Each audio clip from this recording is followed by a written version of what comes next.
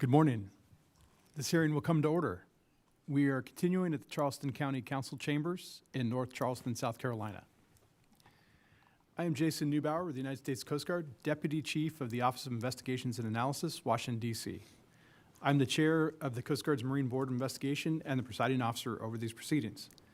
The Commandant of the Coast Guard has convened this board under the authority of Title 46, United States Code, Section 6301, and Title 46 Code of Federal Regulations, Part 4, to investigate the circumstances surrounding the implosion of the Titan with the loss of 5 lives on June 18, 2023, while conducting deep-sea operations in the vicinity of the RMS Titanic wreck site. I have previously determined that OceanGate Incorporated is a party in interest to this investigation. OceanGate is represented by the law firm of Debevoise and Plimpton. As a designated party in interest, OceanGate has a statutory right to employ counsel to represent them, to cross-examine witnesses, and to have witnesses called on their behalf. I will examine all witnesses at this formal hearing under oath or affirmation, and witnesses will be subject to federal laws and penalties governing false official statements. Witnesses who are not parties in interest may be advised by their counsel concerning their rights. However, such counsel may not examine or cross-examine other witnesses or otherwise participate in these proceedings. These proceedings are open to the public and to the media. I ask for the cooperation of all persons present to minimize any disruptive influence on the proceedings in general and on the witnesses in particular. An area has been set aside for news media use during the proceedings. The media may question witnesses concerning the testimony that they have given after I release them from these proceedings. I ask that such interviews be conducted outside this courtroom. Since the date of the casualty, the National Transportation Safety Board, NTSB, and Coast Guard have conducted substantial evidence collection activities, and some of that previously collected evidence will be considered during these hearings. Should any person have or believe they have information not brought forward, but which might be of direct significance, that person is urged to bring that information to my attention by emailing titan@uscg.mil.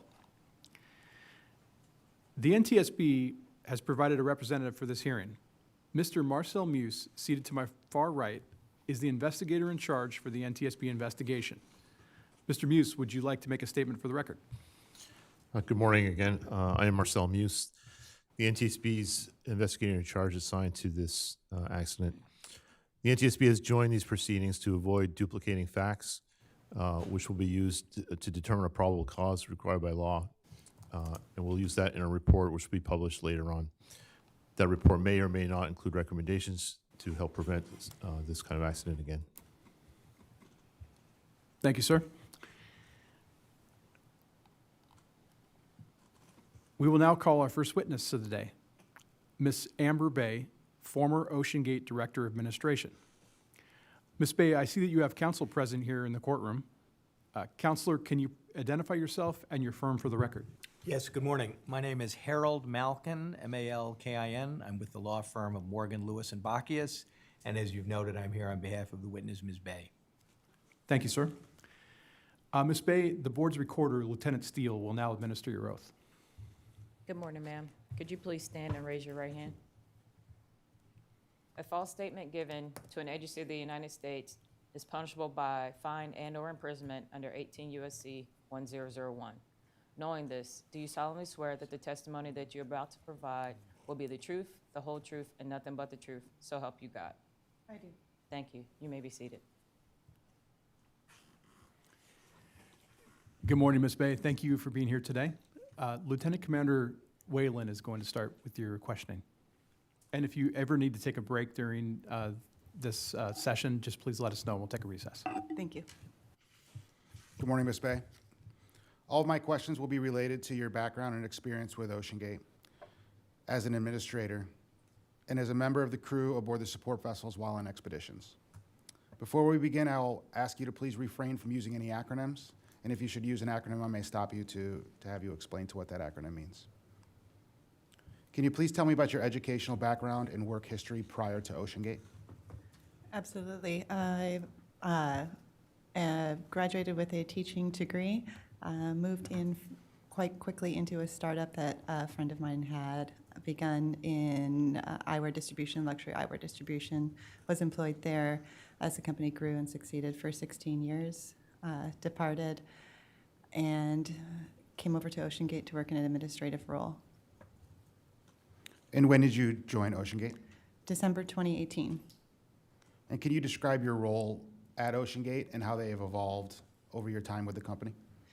My role, I believe they advertised for an administrative manager. I came in to assist in the internal office, procurement, human resources, anything that would do with the general administrative tasks that would keep the company rolling, and continue to do that, care and keeping of people, hiring, posting jobs, letting people go if necessary, distributing emails throughout staff, negotiating healthcare contracts with our broker, negotiating our lease at the Port of Everett. All those things administratively were the things that I did. Did that include handling business financial dealings as well? I did have, I guess what I would say, I reviewed accounts payables, accounts receivables, updated Stockton and our other chief executives on account balances, where they were at. But we did have an accountant, and we did have a consulting CFO. And was the accountant part of the permanent Ocean Gate employee? Or is it- Yes. And what was their name? Christopher Danford. Can you provide me an overview of the company structure as you saw it from when you began in 2018 and how it evolved to 2023? I will try. At the time when I began, we had chief executive officer, we had chief operational officer, we had a consulting CFO, we also had a VP of marketing, sales, and outreach. It was a large-ish company for a startup, about, I would say, 30 people. And company was divided between operations, and there was a director of operations, engineering, and then obviously all the forward-facing people that I spoke of earlier in marketing. And in 2023, how many employees were with the company? 14, possibly 15. What other companies or organizations were affiliated with Ocean Gate, Inc.? As far as a direct affiliation, I couldn't distinctly say. I know we did work with Janicki, obviously, on the whole build. There was a meeting with NASA and a relationship somewhat built there, and that was, I believe, prior to COVID. I had heard that Boeing was involved in some consultancy work years prior to my employment. With regards to other Ocean Gate named organizations, such as Ocean Gate Expeditions and/or Ocean Gate Foundation, did you have any duties related to them? I did not have any specific duties in relation to either any of those organizations. Their money was brought in from our mission specialist to the Ocean Gate Expeditions account, and I would consult that there was, deposits had been made. And then transfer, once expedition had happened, I would be the one who would request the transfer from Stockton, and he would do final okay whether it was okay for that money to go over into Ocean Gate Inc. to fund the expedition. So Stockton was responsible for, to your knowledge, Stockton was responsible for transferring the money from Ocean Gate Expeditions Absolutely, to Ocean Gate Inc.? absolutely. And you said that it funded the expeditions. Did it Yes. also fund domestic operations? Not to my knowledge. What was the primary mission of Ocean Gate Expeditions? Primary mission of Ocean Gate Expeditions, in the beginning, it was explained to me that Ocean Gate Expeditions was to bring a mission specialist to partner with private citizens to offer them the opportunity to explore the world's deep oceans. And that was what I knew of it. That housed the forward-facing part of the company's operations. Ocean Gate Inc. was engineering and operations. Did you ever have any conversations with Mr. Rush on why Ocean Gate Expeditions was founded in the Bahamas? I did not have any specific conversations with him.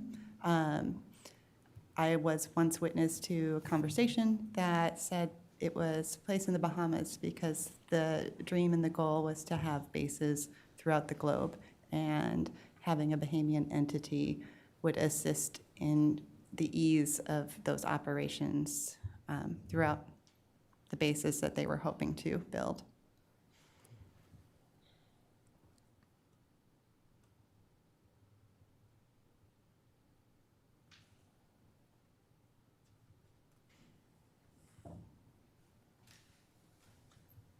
What were the main revenue sources that supported the Ocean Gate Inc.? Investors, investment. And how were those investors identified or located? I would not know how the investors were found. Relationships that Stockton had or that he generated on his own. And how were those funds distributed from the investors or collected to Ocean Gate Inc.? Through wire transfer. And what were these funds primarily used for? The development of the sub, staff training, any engineering needs and practices. Were you involved in any of the marketing for persons to join as mission specialists for expeditions? Very slightly. The marketing team was separate from me. I would edit their online postings for spelling errors, grammatical errors. There was a small period of time where I took over a little bit of the social media posting while we were in between staff. And what type of demographic was the marketing targeting? It was, with the price point being where it was wealthy individuals, astronauts that had already secured their seats with whomever that was offering trips to space. These were the people we were looking for, explorers, adventurers.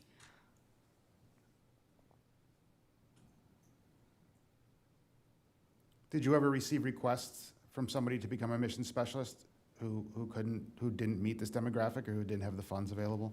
I really didn't handle much of any of the requests coming in from mission specialists. That was handled more by our expedition director, And who was that?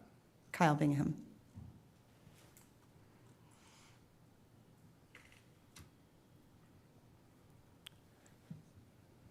In 2018, the expeditions for the Titanic, the marketing had begun, or it was well underway for the marketing for the Titanic mission. And the support vessels and the expedition had changed over the years from 2018 to 2023. Can you describe to me those changes and those expectations, such as the support vessels originally were possibly the use of a helicopter to take out to a waiting vessel to using the Polar Prince in 2023? In 2018, again, I started in December. Most of those plans had been made. I had overheard conversations, but most of that had definitely landed with Stockton and the people who were planning that expedition. I was not slated to go. I was slated to stay in the office, make certain rents getting paid, and payroll is still happening. So the specifics on what they were looking for with the ship at that time, I was very new with Ocean Gate and don't have a lot of input on that. When we were ascertaining the new ship, again, that happened with operations, engineering, and Stockton, and I had nothing to do with that at all.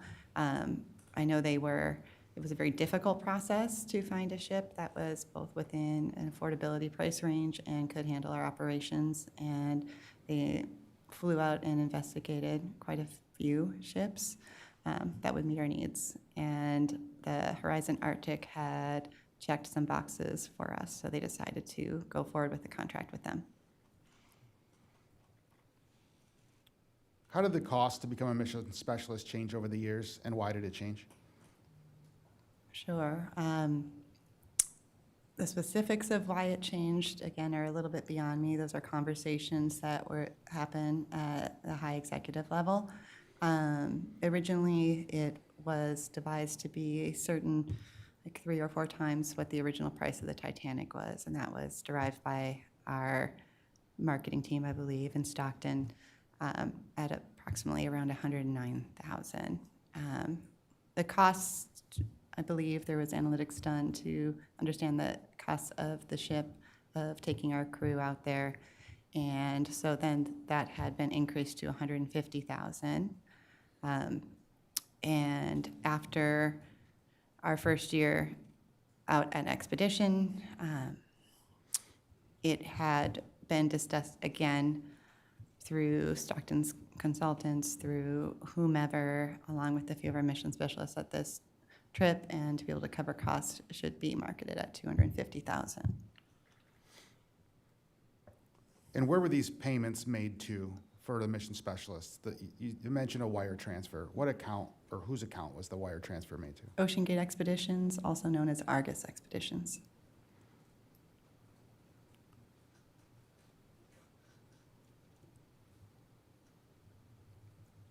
What is Argus Expeditions, as you know it? As I know it, it is the Bahamian entity that was set up to handle and manage all costs in regards to actual expeditions that Ocean Gate would conduct.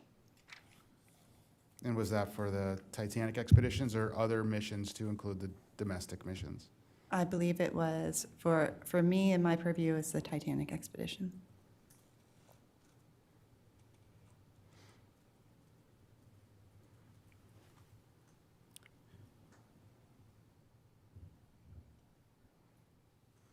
What was promised in the crew agreements to the mission specialists regarding their expedition? How many days, how many dives? What were they getting basically out of for their payment of $250,000? Well, that document, again, was not created by me. And what I know it promised was the opportunity for a dive, the opportunity to participate on board the ship as an acting crew member, at whatever level that they were comfortable and capable of doing and qualified under supervision. It included, obviously, meals provided, exposure to content experts regarding either deep sea exploration or the Titanic. And what would happen if a dive could not proceed because of weather conditions? The dive would be scrapped, and if there were extra, and we always tried to have a day or two extra on those mission dates, we would reschedule and look for a weather pocket where we would be able to complete that dive again. And if they were unable to complete that dive during that expedition, was the mission specialist offered a refund? No, they were offered a credit. And if they didn't want to accept the credit, I'm just asking, so if they weren't provided or asked for a refund, it was either a credit or nothing, or was there a negotiation between that? I don't believe there was a place for a negotiation. It was clearly outlined from what Stockton had presented, and the company had created that refunds were not available after a certain period, and what the specificity of those are, I can't necessarily recall. But it was a credit, an opportunity to come back and join us on another expedition. Now, would this be a different process if the dive was canceled by OceanGate due to a mechanical failure or a fault of OceanGate in the expeditions? Again, I can't recall specifically. I know there was some part of some clause that probably referenced that.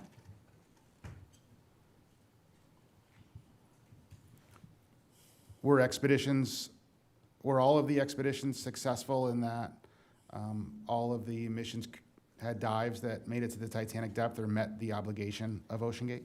No, we did not always make it to the Titanic.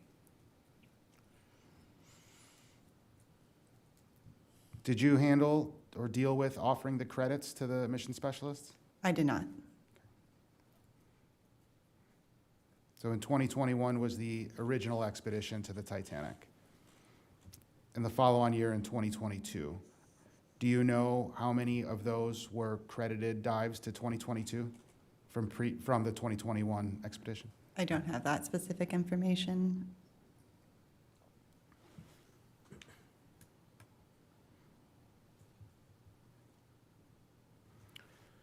So if the company's money was already spent on funding the original expedition in which the dive that was obligated was not completed, where did the company get the funds to then pay for the subsequent expeditions to satisfy the customer? New mission specialists that would come aboard, we would utilize that money to continue to fund the expedition. So did you witness a feeling of desperation to complete the dives to meet the compounding demands of the previous year's obligations? Not a desperation, there definitely was an urgency to deliver on what we had offered and a dedication and perseverance towards that goal. But nothing that would push beyond, we wouldn't do anything from my purview or conduct dives that would be risky just to meet a need. There was definitely checks and balances in place to make certain things were operating as safely as possible.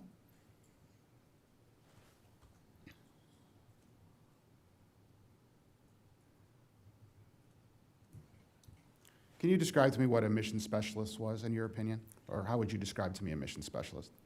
A mission specialist was somebody who was curious about deep sea exploration, who wanted to join, who understood this wasn't a luxury trip, that this was aboard a ship where they were invited to come. However, as Stockton had put it, there was no chocolate on the pillow. They were invited to be involved and take an active role as much as possible as they wanted to.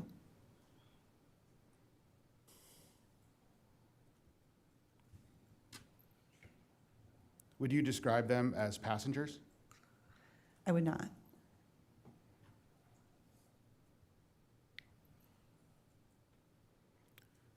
Recorder, can you please bring up Exhibit 101?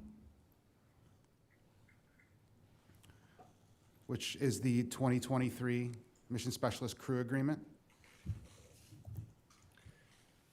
I'm sorry, what exhibit was it again? It is 101. 101? Yes. Okay, I don't think we have that in the binders. Okay. It's not in the binder? Okay. I recommend we take a 5-minute recess just to get the witnesses the exhibit, copies of the exhibit. At this time, we'll take a brief recess and reconvene at 9 a.m.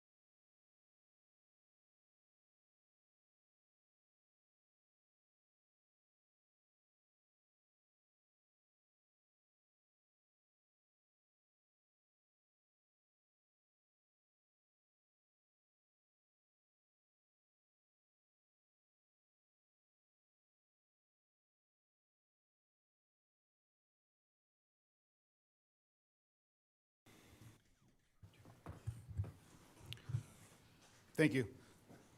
Ms. Bay, are you familiar with the 2023 Mission Specialist Crew Agreement?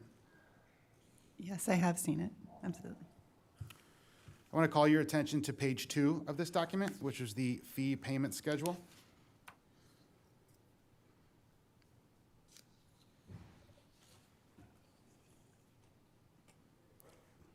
Yes,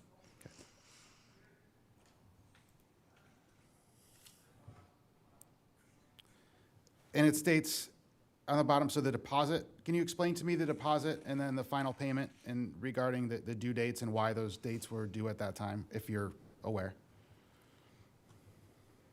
I believe the dates were concocted, and of course, I did not make any decisions on this, but they were made as the deposit to the ship would be needed to be made. So when whatever it was, 6 months, 8 months prior to the expedition, a non-refundable deposit on the ship that we were utilizing would be made, and this would be reflective of when those deposits came in and when the refund would be.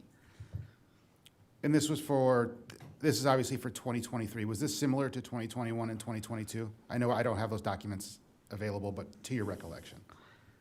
To my recollection, it should be. There may be other extenuating circumstances that were discussed with the people that created these documents. And Lieutenant Commander, just to be clear, you're talking about this particular portion of the 2023 agreement or the entire agreement? Just this portion of the payment schedule. Okay, thank you. At the top of page 2, under the what's provided and included, do you see that section, ma'am? Yes, I do. On the bottom, it states taxes, fees, and gratuities. And I want to call the attention, so with regards to the taxes, what taxes were mission specialists paying? I have no idea and no recollection of any taxes, fees, or gratuities being paid or authorized to be paid by me or anything around this expedition. So I would not know what this is referencing. Were mission specialists paid in any way by OceanGate? No, not to my knowledge. As for the gratuity,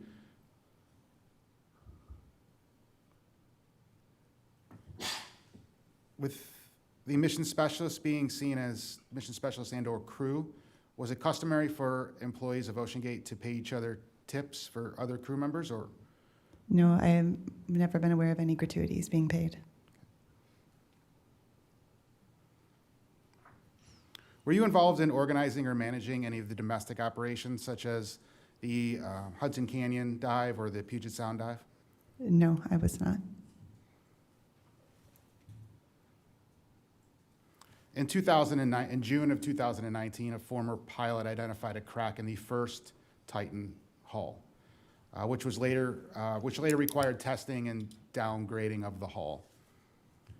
Before this testing was done, a letter was sent by the COO to the mission specialists stating that the support vessel was unavailable for the 2019 expedition.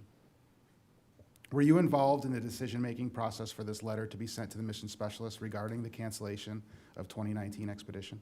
I was not at all.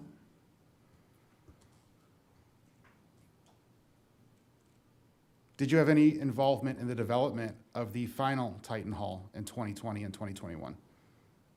A role administratively, making certain our staff was paid, bringing in help whenever they needed through applicants, but no specific responsibilities in regarding the development of that hull. And now I'd like to get into a little bit more about the Titanic expedition. So how did the vision for the expeditions and support vessels evolve between from 2021 to 2023? Can you please repeat the question? Yep. How did the vision,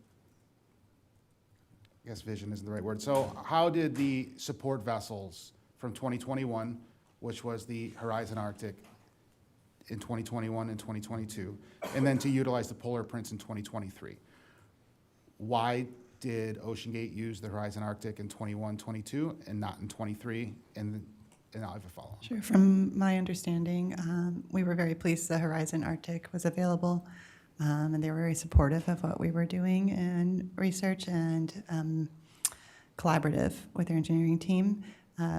Due to COVID and the fall in demand for these ships, because they generally service oil and gas, the ship was available when we needed it, and it was available at a price point that the company was willing to pay. In 2023, things had shifted. COVID had since passed or moved to a smaller concern, and the Horizon Arctic was no longer available as it was being used in whatever capacity Horizon Arctic had it utilized for.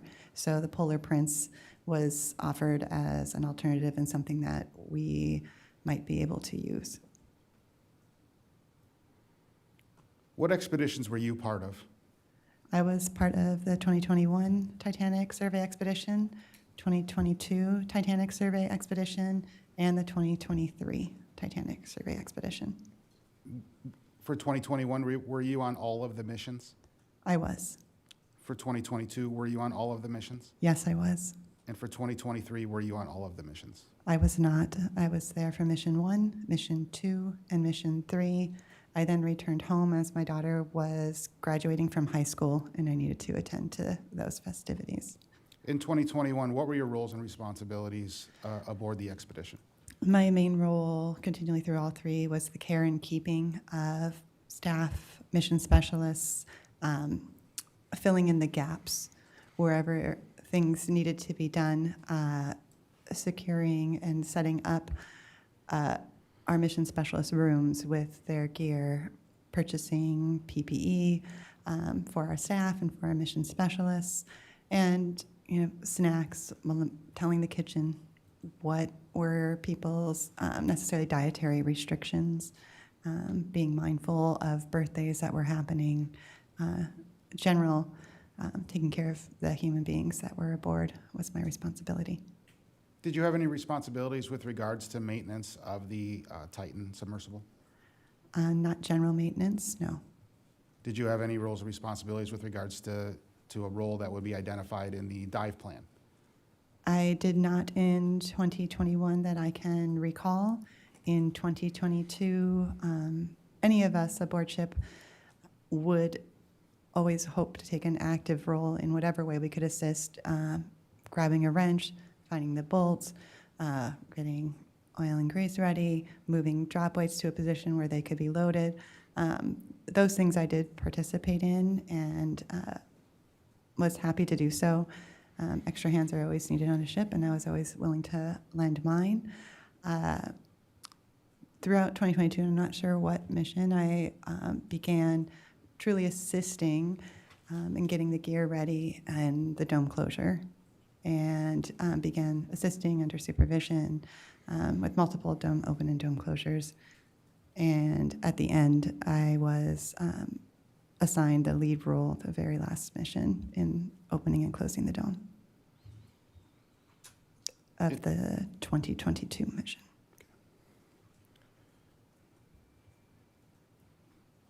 In 2021, Canada was still under COVID restrictions for entry into the country. Did OceanGate provide any guidance to the mission specialists for their arrival for Expedition 2021 for border crossing?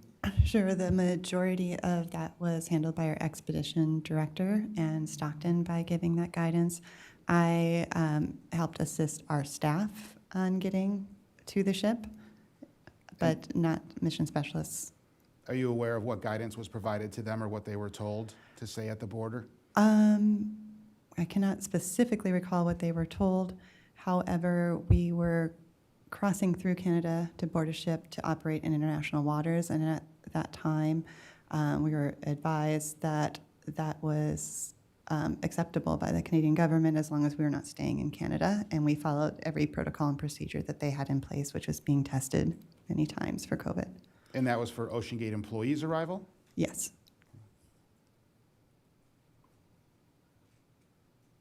Were any of the mission specialists not able to enter into Canada based upon what they were declaring they were there for? I cannot recall. I do not think so, but I cannot recall specifically.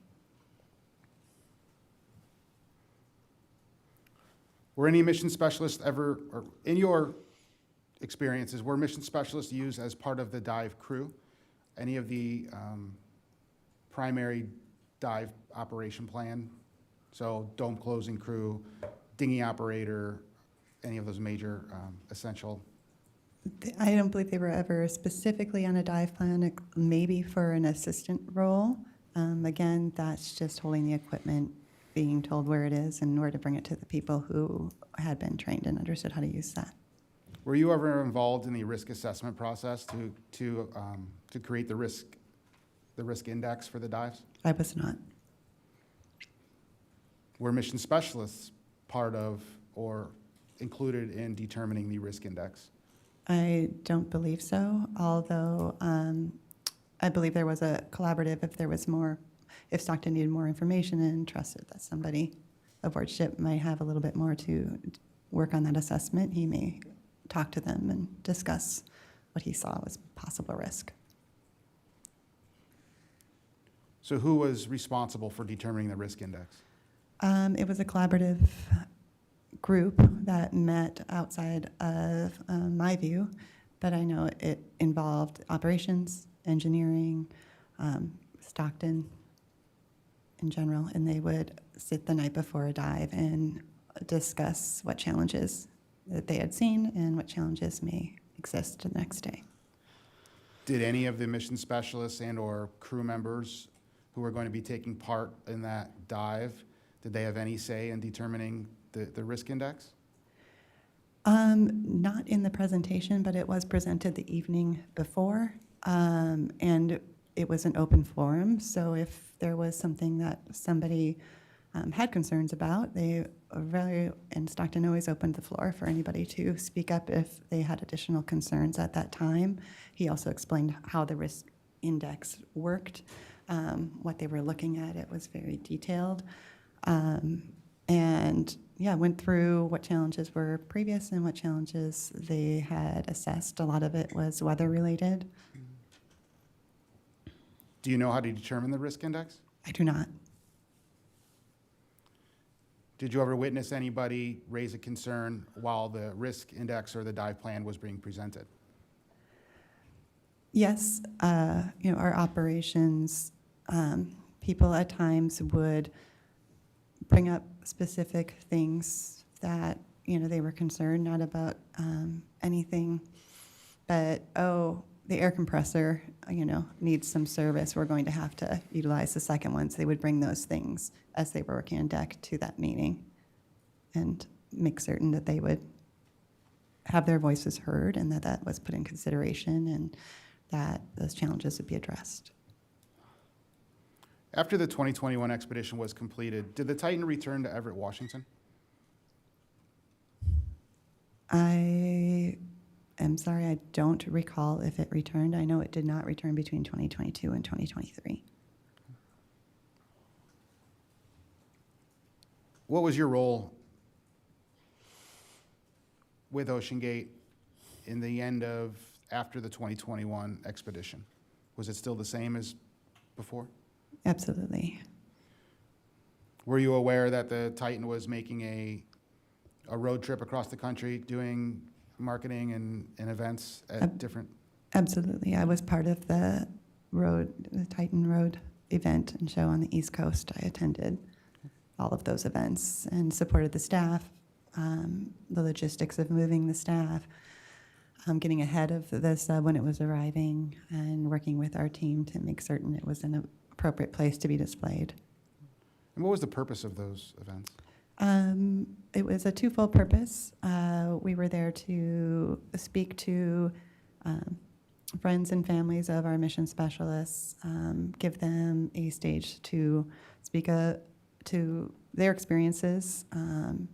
It was also, we went to the University of Rhode Island to encourage young mariners and deep sea explorers and people in those sciences to see cutting edge technology and be excited about their role and their futures and inspire the young.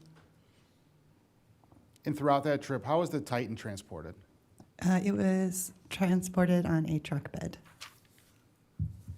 Was it in a container or was it just on the back of the truck? It was on the back of a truck, and it was covered in whatever our operations thought was an appropriate cover, so it wouldn't receive damage. And so now to the beginning of the 2022 expedition. How was the Titan transported to Canada for the 2022? I believe it was trucked to Canada. And you were involved in all missions in the 2022 expedition. Was there any differences between the 2021 and 2022 logistically with regards to the expedition? Nothing of notice as far as what we were doing. You know, challenges when you are diving that deep and doing things, you know, are always variable, but there was nothing of significance that the operation was any different. And you had just stated that between the 2022 and 2023 expeditions, the Titan remained in Canada. Yes, And were you involved in the discussions, or did you have, were you involved in where it was stored and why it was stored? I was not. At any point were you made aware that it was stored in the parking lot of A. Harvey? I believe I probably knew that because I would have to make a payment for the storage facility, but that would be my full understanding of that it was stored. Didn't know it was a parking lot, but it was at A. Harvey. And do you know why it was kept there? I believe that I was told around that there was no reason to bring it back at this time, that it was cost effective to leave it there, and we needed to come back and develop our mission, so we left the sub. Did you ever make a payment to A. Harvey to have them cover it or shrink wrap it or protect it? I do not believe I did, but again, my recollection is a little sparse at that time. Did you have any discussions with Mr. Scott Griffith regarding the Titan being stored at A. Harvey? I did not. Were you involved in any discussions or negotiations with Memorial University in St. John's in the memorandum of understanding? I believe that I may have reviewed a contract or two, but that again was given to me by Stockton, and generally my position was to file it and make certain that, possibly if there was a change to the document, to review them and notate any changes and then resubmit it to the chief executive officers. And do you remember about what time or what the time frame was on when that MOU was signed with Memorial University? I'm sorry, I don't remember.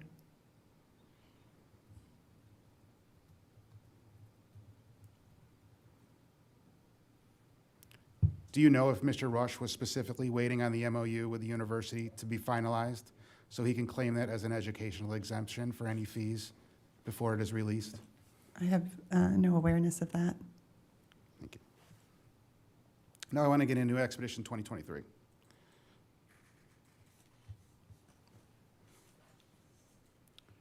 So as we previously stated, Expedition 2021 and 2022 utilized the Horizon Arctic. 2023 utilized the Polar Prince.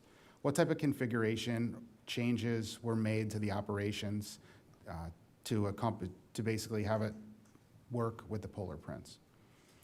Well, from my observation and understanding, again, as much more of a people operations person, it was understood that we would not be bringing the sub on board like we did on the Horizon Arctic, that it would be towed behind via our platform. And our team had discussed at length what that would look like and how that would be. I was not part of those conversations, but understood they were going on and what the challenges would be with the tow configuration. It was not the first time it was towed, but it was the first time it was towed to the Titanic. And are you aware if those discussions included the master or representative of the Polar Prince? I am unaware who was in those meetings. Can you describe to me what the towing configuration was for the Titan to be towed, Titan to top the launch and recovery system to be towed behind the Polar Prince? I wouldn't be qualified. Why was the 2023 expedition started earlier than in the previous 2 years? I believe it was the availability of the polar prints is why it started earlier. Did you have any concerns with towing the Titan, the 370 nautical miles, to the Titanic wreck site? Certainly, I mean, I think anybody would have, concerns that this was going to be more challenging and more difficult in some aspects. Stockton assured us that he was up for the challenge and the team was up for the challenge. And so I continued to carry on in my role. How would you describe the weather conditions and what challenges did this provide for the expedition and the towing operation? The seas were much higher that earlier on than I remember being on the Horizon Arctic. It was much colder. There's a lot of rain. So just, being out on deck physically for me personally, is always a challenge. Had to make certain that you were layered upon layered when you're out there and making certain you're changing out of very wet clothes into drier clothes. And do you believe that you had mentioned the seas. Do you believe that the seas had any effect on the towing operation? Well, it was obvious at times that it did, that we would have to slow down or speed up or possibly redirect our path. Every evening we would have a meeting and we're redirecting because there's a very big storm in this area and that would not be safe for us to go. So yes. Did you witness any damage that was caused prior or by the seas or the towing operation? Sorry, damage to Titan itself? Yes, sir. As Yeah. far as damage to Titan itself, I believe it lost a fairing due to a wave coming up. I'm not know the specifics. Fairing is the plastic cover that goes over the sub to make it just like a car bumper, make it look, clean. So I believe one of those was lost or damaged during a towing configuration due to high seas.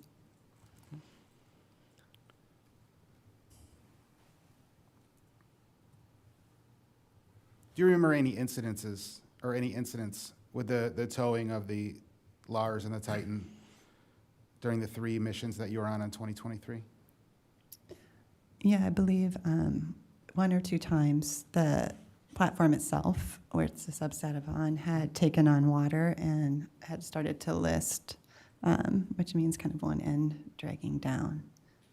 And we had to make corrections and, face that challenge and bring it back up. And how long did it take to correct that? It was within a day. I couldn't tell you because they were in and out in lunch breaks and people working on that, and that's not my area of expertise, but within a day, probably 8 hours at maximum. In your experience, did it make it more difficult to conduct maintenance or even conduct the pre-dive operations on board the Lars as in its towing configuration from the Polar Prince? Well, there was definitely the challenge of having to load into dinghies to service and do things, bring our tools out there, instead of being on, the stable deck of a ship. So on the Polar Prince, we had to go out to the platform to do all the maintenance and corrections and fixes and tests that needed to be done. So it definitely had its challenges, also with the weather, and we were very much out in the elements. Had challenges in and of itself. Thank you, Ms. Bay. That's all the questions I have, sir. Ms. Bay, we've been going for a while. Would you like to take a brief recess or keep going? Let's take a little recess. Of course. Thank you.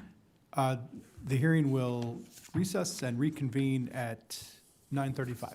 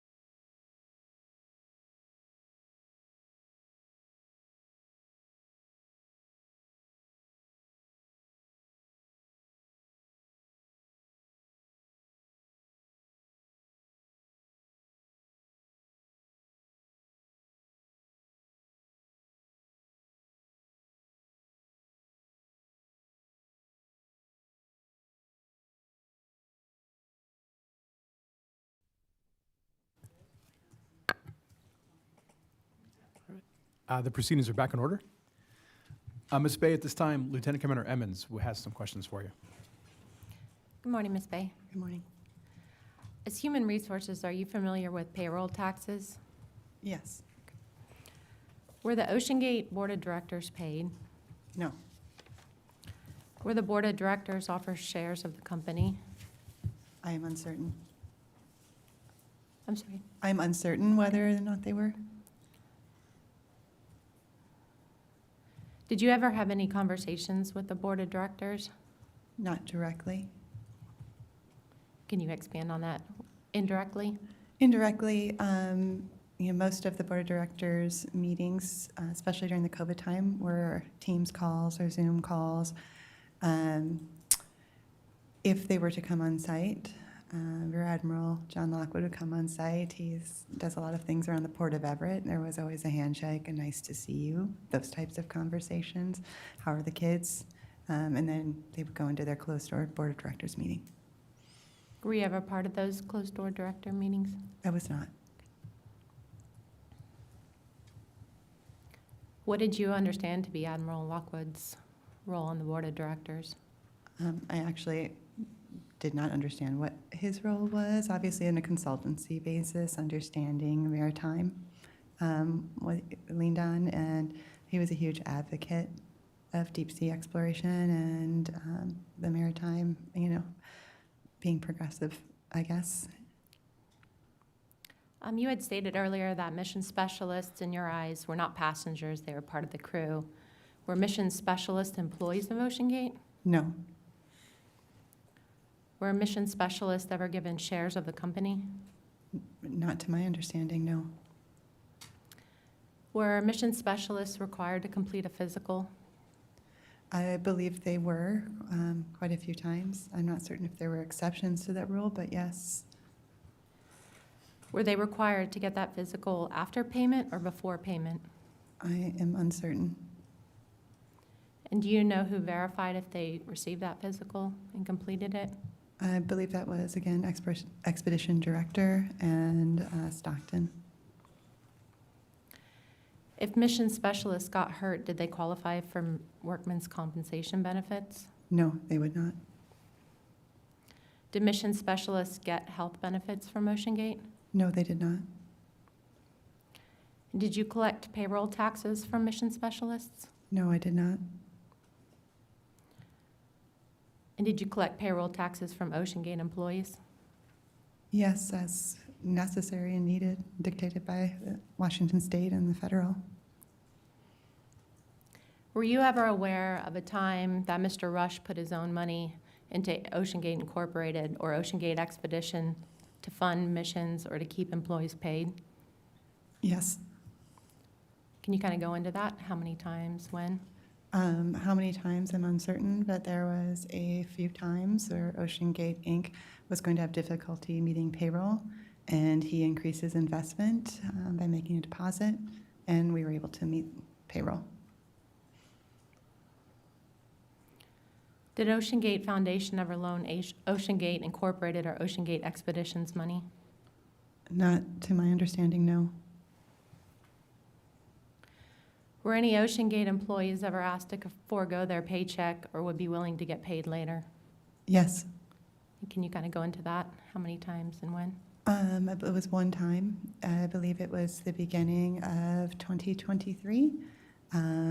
We were looking to make ends meet, and if we were able to defer our paychecks, there was an offer that Stockton had derived, I believe, with an attorney or whomever, that we could delay our paychecks and be paid a small amount of interest and recapture it at a specific time. Can you go into why that occurred in 2023 and not the other years? I believe the finances were just getting very tight at that time. Did any Ocean Gate employees ever not receive a paycheck? During this time, I believe it was Stockton and myself that delayed our paychecks.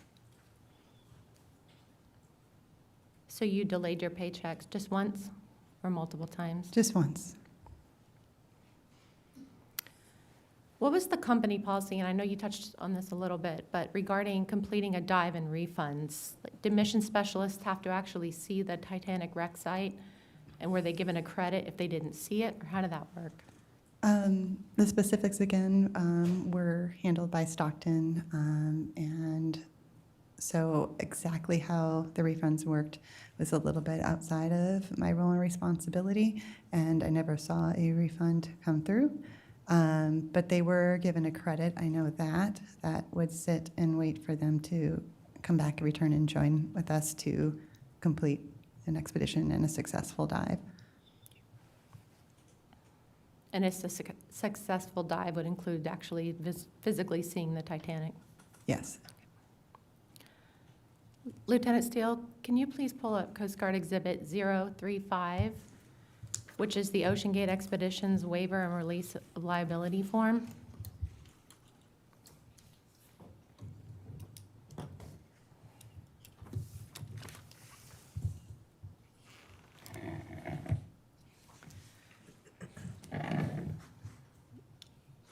I'll give you a second to look it over if you need, but are you familiar with this form? Yes, I am. When were mission specialists given this form? They were given to it when the mission specialist agreement came out to review before they made any type of payment. And then they were given it again aboard ship prior to the dive. Usually the evening prior to the dive that they would be on, or possibly another iteration and things that would happen would, a whole team would meet and this would be presented of people who hadn't seen it, and they were familiarized, and then that would be 10 to 12 people that would be in the room, and it was presented aboard ship. You just stated of people who haven't seen it. So is that the first time sometimes they would see it? Not our mission specialists. In that case, it as our content experts, possibly any science people who had joined us, and if they were interested and if the opportunity arose for them to join a dive, it was never guaranteed, but this was the waiver that they would also be introduced to. So this was for other people on board and the mission specialists? Yes. Whose responsibility was it to send this form? It was generally our expedition director. It was sent over in a DocuSign packet to them. To your knowledge, were mission specialists ever sent these waivers during their flights to the mission or on board the support vessel? I know you just said that usually it's the second time they've seen that. Yeah, I don't believe they were ever sent that. But again, I would have no knowledge if somebody was to have emailed it to them while they were on their way. And do you know, to your knowledge, what would happen if someone refused to sign the waiver? Would they be refunded or given a credit, or? I would, to my knowledge, I've never seen anybody refuse to sign the waiver. That was a mission specialist, and so I wouldn't know, but I would assume they would be getting a credit. Thank you, you can take that down. We heard testimony from Ms. Wilby last week, a former Ocean Gate contractor, that stated when she tried to bring up several safety concerns to you regarding Dive 80 on July 16, 2022, that was the dive where the loud bang was heard. She was told that she was causing trouble and did not have an explorer mindset. Can you explain to us what that means? I don't believe that either one of those statements is exactly what I had said. Again, that was, my recollection may be wrong. And her concerns in general, she had actually told me she had been very sick for a month prior, had joined the ship and hadn't slept in 3 weeks, came aboard, and all her concerns were listened to and notated, but what she was specifically referencing, I don't have any knowledge of. Did anyone other than her bring up safety concerns to you on that dive regarding the loud bang? No, it wasn't my responsibility, and anytime anyone brought up a safety concern, because I would have no working knowledge operationally or engineering to refer them back to the head of engineering, to the director of operations, and to Stockton. And I did ask her if she did have concerns to bring those up to those particular people. And what was her response? I don't remember. I'm sorry. Why was Miss Wilby sent home the next day before the end of her contract? Ms. Wilby was sent home. I was not there for the experience, but I was asked by Stockton to release her from her contract as she had acted erratically, unprofessionally, and had disturbed our crew during a challenging situation in the communications pit. Can you kind of go into a little more of that? Is that your own experience or just what Mr. Rush told you? That is what Mr. Rush told me. Wendy Rush, who was in the comms pit, along with others of the Ocean Gate staff and a few mission specialists, that she was acting unprofessionally, crying, yelling, and kind of pushing aside recommendations and asking, people had asked her to stand down, and she did not. And do you know what she was crying and yelling and disturbing the crew about? I believe we had lost communications with the sub. It was not at full depth. And we were trying to reestablish that. That does occur and has occurred multiple times on dives, and communications are restored through working through specific processes and processes that she was there to be an assistant and stand behind. And I believe for whatever reason and her expertise, she tried to jump in, and they were working through those challenges on their own, and they were successful in working through those challenges, to my knowledge. Again, I was not up there, but this is what was relayed to me. Understood. Thank you. How did the number of employees at Ocean Gate change throughout your time there? When I started, as I had stated previously, I believe there was close to 30 employees. COVID happened, and any kind of operations at seas were then halted, obviously getting into a submersible and onto ships and all of those things. So we had to get rid of many of our operational staff who was there, who were doing small jobs because they wouldn't, or boat tending and things of that nature, because they were no longer needed at this time. So company just shrank and tried to keep its feet on its ground during the COVID-19 pandemic. And how about after the COVID pandemic? We were still in recovery mode as a country and as businesses, and we would fill in where needed of our ship with contractors. You had mentioned that on, I believe it was 2022, your role started changing a little bit on board the support vessel, and you were part of the dome closing crew. Is that correct? Or Yes. opening and closing? Mm-hmm. Can you kind of go into that a little bit more in detail? What did that look like? What were your roles? What did the crew with you do? Sure. In the beginning, it was assisting in bringing over air compressor hoses, checking and double checking our bolts, making certain that they were greased with specific maritime grease, changing them out if they were flawed, and then making certain the people that were opening and closing the dome had all the equipment they needed, which is ratchet, wrench, those basic things, drills for our all threads. And so first I was just managing that equipment and efficiently getting to them.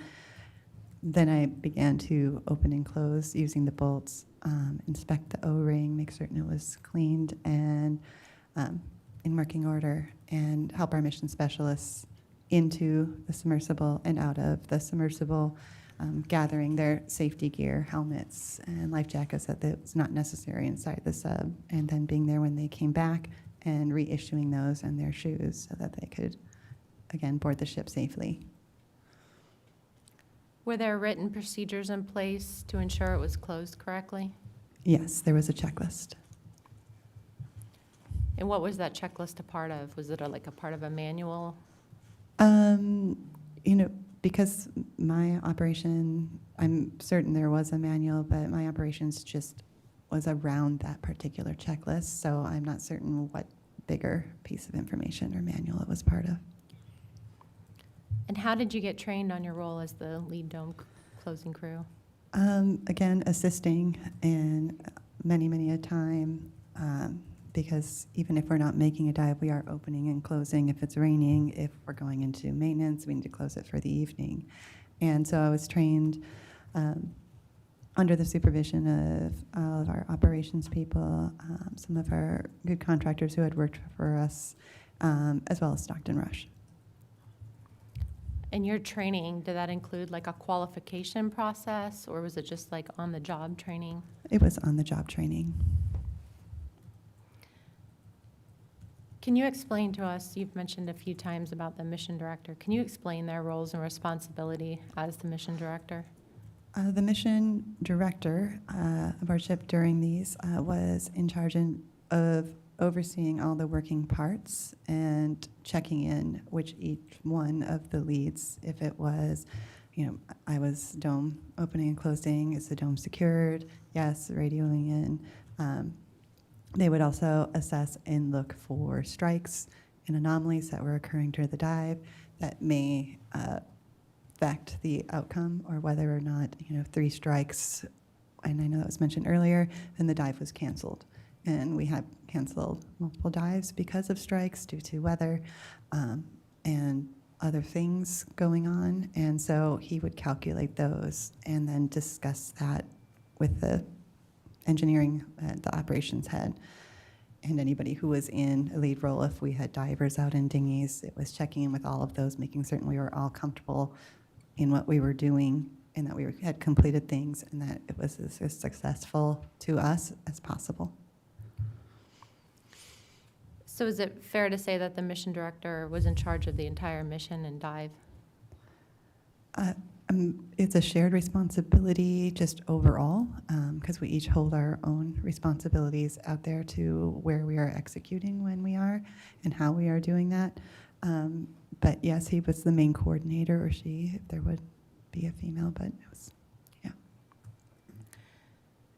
So who's the primary person? I know you talked about strikes and anomalies, but who's the primary person that decides if a dive is a go or no-go?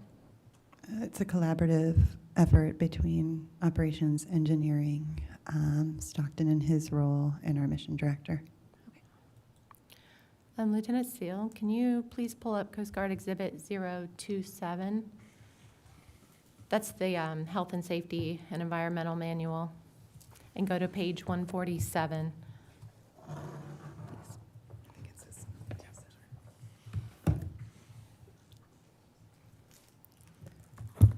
It's under Section C, under dive execution, Section I.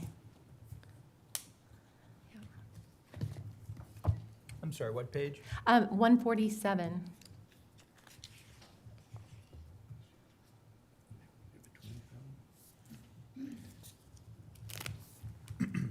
Our exhibit 27 here does not, it just has a cover page. It does not have the entire Okay. manual. But it may be sufficient. I defer to Ms. Bay whether, Yeah, I'll go ahead and And I can read it I'll read it for you as well. It states the mission director shall be in charge of monitoring, directing, modifying, and potentially canceling a dive operation. So with that said, if the mission director and say the pilot on board had a disagreement over canceling a dive, who has the authority to cancel the dive, the mission director or the pilot? it would be the mission director. Okay, thank you, Lieutenant Steele. I'm going to kind of backtrack a little bit to your expedition in 2021.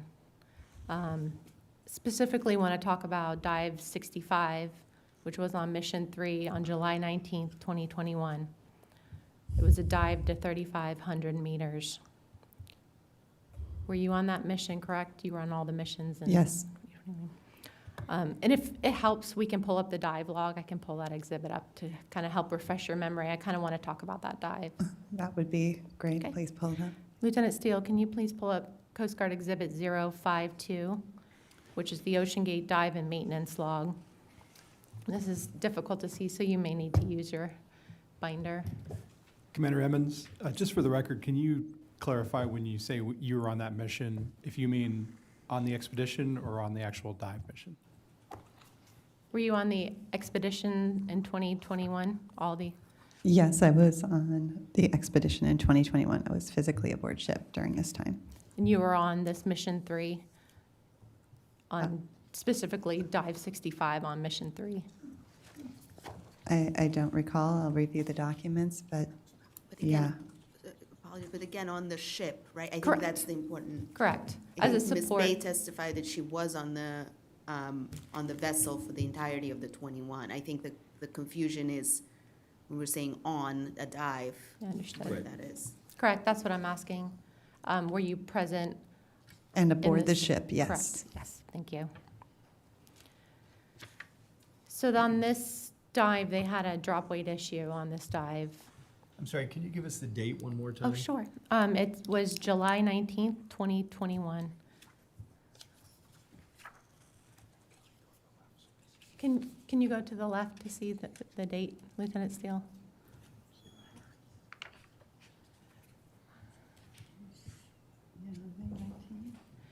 Yep, thank you. It's the one on the screen that says 65/7/19/21 Titanic. Oh, go. Yeah, it's not in our binder, I don't believe. Is it page 2 of Exhibit 052? Well, we have Exhibit 52, which has nothing. We have Exhibit 52.1, which does not seem to include dives for 2021. Okay, we will take a 5-minute recess to get you the dive logs. Thank you.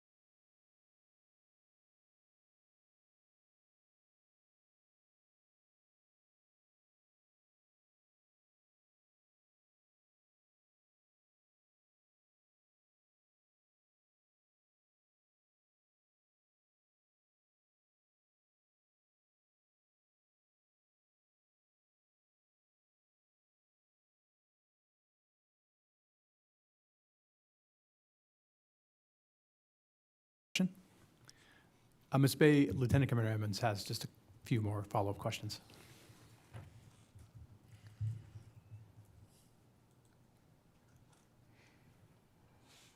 I'm just waiting for, zoom in on that dive again. Thank you. So again, just to refresh, we're talking about dive 65 on July 19th, 2021. It was a dive to the Titanic that, if you keep scrolling, it says 3,500 meters, so it didn't quite make it down to their intended destination. From your point of view on the support vessel, as being part of that mission, do you recall and remember that particular dive? And in yellow there, it had a drop weight issue on that mission. I'm sorry, I don't remember specificities around that particular dive. Okay. One of the crew members and one of the employees of OceanGate that was inside the Titan on dive 65 left that mission early, and it stated as the Director of Administration and Human Resources. Do you know why that employee left early? From my understanding, there was a disagreement in the submersible between Stockton and that employee mentioned, if this is the incident. And again, I'm not certain if this is the time. And this employee decided he wanted to go home and spend time with his family, and that he was finished working for us and left when we reached shore. Did you ever have an exit interview with him before he left the company? I did not. Okay, thank you. That's all my questions I have.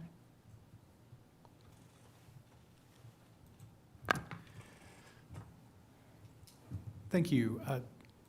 Ms. Bay, I do think you're referring to the incident that we're asking about. Do you remember the nature of the disagreement between Mr. Rush and this mission specialist in the Titan? I'm sorry. Let me correct the record. Do you remember the nature of the disagreement between Mr. Rush and the crew member during that expedition? I do not. I was probably asleep during this time and taking care of people on board ship, so the nature was outside of my understanding or, again, viewpoint.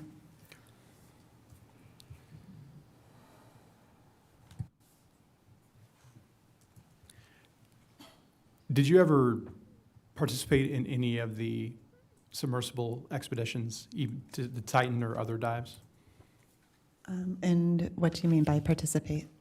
Were you ever inside the submersible? Yes. Which mission did you participate in? I believe at least once I was in the sub for tests, and so it wasn't a full expedition to the Titanic, but a launch and recovery and systems test. And that happened in 2022. Was that just a shallow dive to 10 meters? Yes. Were there any issues during that test dive? Not to my knowledge. I mean, I believe they were troubleshooting communication systems, making certain the thrusters worked, any kind of repairs or maintenance, just doing general checks of all systems. Were you ever part of the communications team during a dive on the bridge? No. You had mentioned that you were aware that at times communications were lost with the Titan while it was conducting operations at depth. Is that correct? Absolutely. Certain times throughout the depth, we did have 3 ways of communication. My understanding, again, that is from the OceanGate, and was that shallower, sometimes the communication systems would need to be changed. Obviously, there's difficulty communicating through the water system, and so at times it would go out, and there was a specific amount of time set by the team, the engineering team, the communications team, that was allowed to go by before anyone was concerned. Do you know if there was ever a time where communications were lost that raised a concern ahead of the accident voyage? I'm And possibly once it went a little longer than Wendy, who obviously was involved in communications, was comfortable with, and then it came back online. I don't know if that was 3 minutes, 5 minutes, and but that's the only time that I know that communications were lost for a significant amount of time. And this is more of a technical question, so let me know if you don't know this, but do you know when communications were lost at depth, if that included text communications and positional information from the Titan, like the telemetry data that comes? Again, I would have no knowledge of what I can make an understanding that Wendy was in charge of the text part of this. So that would be the part where she would show concern if she hadn't heard from the pilot. But yeah, that's it. Understand, thank you. At this time, I'd like to go to the National Transportation Safety Board for questions. Mr. Muse? Good morning again, Ms. Bay. Can you tell us a little bit about the planning for the 2019 expedition, which was later canceled? How far along were they in planning for that expedition?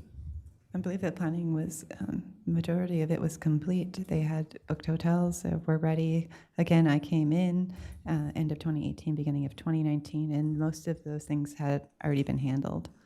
And they were ready to go and excited to go. What's your understanding of why that expedition was canceled? I believe it was the ship was pulled. I had come into work. They said the ship had pulled, and they had offered a substitutional ship that was not going to meet our needs. And there was stress around the office a little bit in regards to that, and people went into conference rooms to call and try to figure out an alternative. Do you know what ship or company those were? I do not. Did they say why they pulled the ship? I didn't hear from the ship company itself. I think Stockton had said it had been hired on for a job that would bring more revenue to the ship company, and the ship company needed to pivot to bring in revenue. The second ship that they offered, what was the issue with that one? I have no idea. I wasn't part of those meetings and still very young in my career. I'd like to follow up on some of Commander Emmons' safety culture questions, and we've already talked about Ms. Wilby. My questions are more generic in nature and can apply to either the Everett facility or missions or even in the Bahamas for that matter. Can you describe any formal or even informal means to communicate safety concerns? I wasn't necessarily a part of anything that happened in the Bahamas, and safety concerns and all of that were collected by our operations director, engineering director, and Stockton and the mission director around that. So the formality of that really wasn't in my purview as far as submersible operations safety. Do you feel that the staff at Ocean Gate felt comfortable raising safety concerns? I believe so. I think people were verbal with Stockton, specifically, or with each other when, obviously they knew we were doing very difficult things with safety concerns. I wasn't witness to those types of meetings, but I was witness to people saying, "Oh yeah, I talked to Stockton about that today." Were safety concerns addressed promptly, one way or the other? I believe, I was mostly exposed to those on expedition, and they were always promptly. Can you give me an example of one from an expedition, maybe? Let me think here. In one of the expeditions, there was a fitting issue with our vacuum, and that was brought up. It was immediately taken care of by finding an alternative device to fix that, and was looked at and looked at by our director of operations, and again looked at by our engineers and deemed to be okay to continue on with the mission. But that would be one small thing that occurred while I was out. Did the Horizon Arctic or Polar Prince crew discuss or brief you on their safety management system and how to communicate concerns in their system? On the Horizon Arctic, they had little pieces of paper that you could turn in to the captain if for any kind of safety issue. that you saw, be it, wet floors, screw misplaced, those types of things. So that we were briefed on that. Everybody was when we arrived on the ship. Was Ocean Gate or mission specialists encouraged to use that system? Yes. Okay.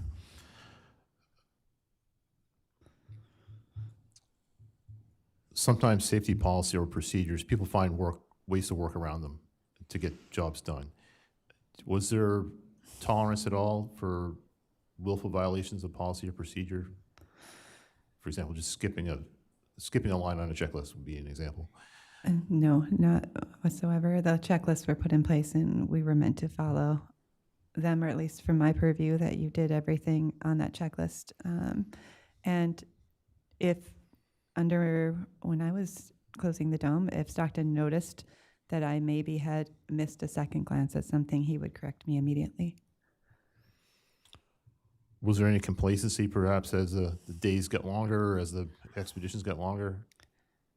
Not from my viewpoint. Everybody was very dedicated.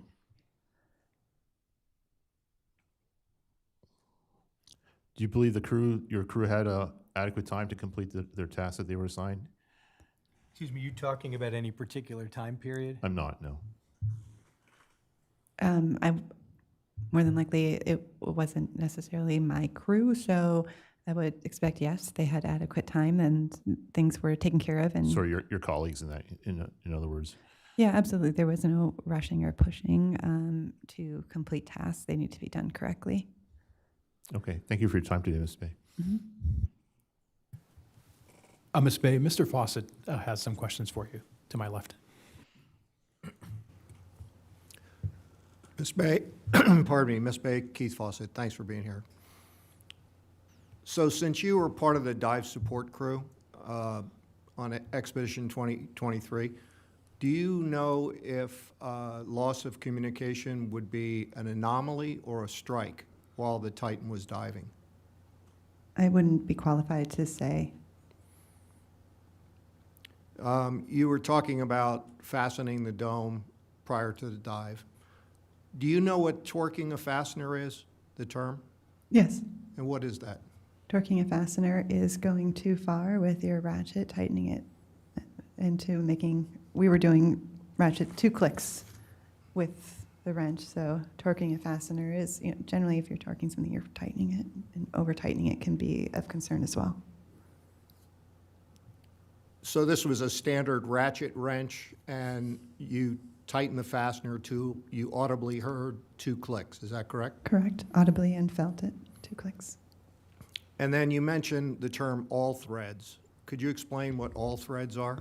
Certainly, all threads were used to manually open and close the dome. There was one on the side and one below. An all thread is a threaded piece of steel, whatever material, that is attached, in our case, to the sub, and you would crank that open and shut together in tandem to close and open the dome. But it was not used to fasten the dome in the sub? It was not, no. So for the Expedition 2023, were the number of the actual Ocean Gate employees and contractors aboard the Polar Prince the same as would have been on the expedition for 2022? I believe so, or very close. There were roles that needed to be filled, and we had contractors fill in to the roles. But if they were exact, I am uncertain. So the evening risk assessment meetings, you generally participated in those on Expedition 2023? Yeah, I attended them. And at what time would those have been held, approximately? Generally right after dinner, give or take a half an hour. So on Expedition 2023, in the evening, where would the Titan and the Lars platform be located in relationship to the Polar Prince? The majority of the time, it was out on the line. We're in its tow configuration behind the Polar Prince. If we were inshore, then it would be pulled up alongside to not cause a hindrance in the port. and secured there. So immediately prior to the dive, was there another risk assessment meeting held where the risk index was reevaluated? Well, there was the evening where the risk index was shown, and that would project weather, any other things. In the morning, again, the mission director would go and check in with each individual participating in the dive in any role and ask how we felt, where we were at about the dive in general. So if we were exhausted and worried, or if we were confident in our role and what we were doing and ready to go forward. That was part of the risk assessment the morning of. And that risk assessment stayed live all during the preps to the dive and before the dive. So anomalies can be reported then. Any type of difficulty was expected to be reported. And any kind of challenging situation. But the formal meeting happened and then we went. So maybe 5 a.m. we would all meet and say, this is what we came up with last night, here, let's go. And then we all started jumping into our roles for the dive. So was the risk index, on the final dive, the risk index was 35. Would that be announced at the evening meeting? Would that number be derived from the results of that meeting? Yes. And then how would the condition of the Titan and the Lars submersible, which is well behind the vessel on a tow line, how would that condition of that vessel be assessed to see if any change had happened between the evening meeting and the morning? Certainly. Again, from my understanding and my viewpoint, absolutely our operations director, our pilots, they would go and inspect the sub, open it. I would open it up. They would get inside. They would start turning on systems, walking around, checking that everything was in place, that there was nothing of concern. And it was just an ongoing process of obviously being observant and evaluating whether or not the sub was in working order and ready to be dove.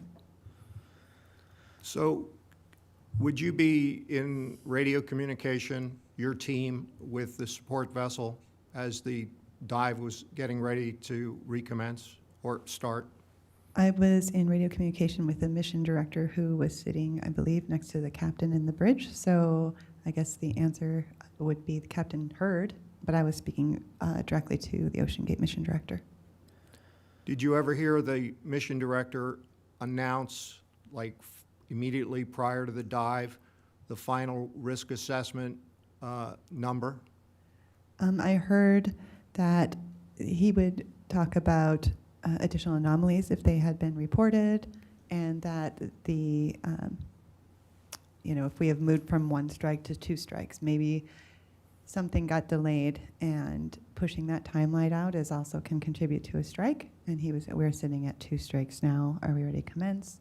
Does anybody have any fears? Okay, let's continue to go on. So in a way, absolutely, he would be in communication with any additional things that had happened and occurred that morning. But just to be clear, you didn't hear a new risk index number conveyed to the team? Not that I recall. Have you ever heard a strike identified in the course of a dive? Yes. And can you give me an example of one of those? I believe there was a system, well, actually, like during an underwater dive, yes, when communications went out for 5 minutes, let's use that as an example, or so longer than what we had initially, or what people were comfortable with, it would be called. So And that that- would be a 3 strike, or a strike you need to come up and abort the mission. But there were many strikes that would occur. So you just said it would be a 3 strike?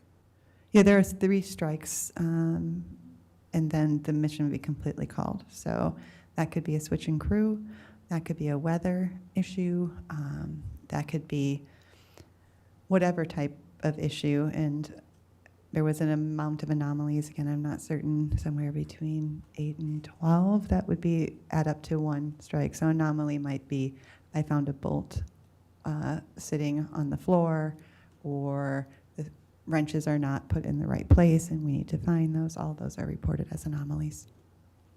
And then in the course of a dive, has a submersible, the Titan, has a third strike occurred where the vessel had to surface as a result of that third strike? I believe so, but my recollection is a little bit gray in that area. But, dives have been aborted, and I would assume that would be because of a third strike. And then shifting gear a little bit, on the final voyage, there was a 19-year-old mission specialist. Is that the youngest individual that's ever dove on the Titan? I believe so. The year prior, there was a father-son team, and I'm uncertain of the son's age. And did anybody express any misgivings that you were aware of at Ocean Gate for taking people that young, realizing that individual was an adult on those dives? No true misgivings. It was, again, discussed. Stockton had spoke to the family directly on a few occasions and met with them personally. So there was no concerns once they had been spoken with and understood. Everyone was understood and was ready and excited to dive. Thank you. That's all I have. Ms. Bay, for the record, during that line of questioning, you talked about some standard procedures at Ocean Gate, but I want to clarify that you were not on board during the accident voyage. Is that correct? That is correct.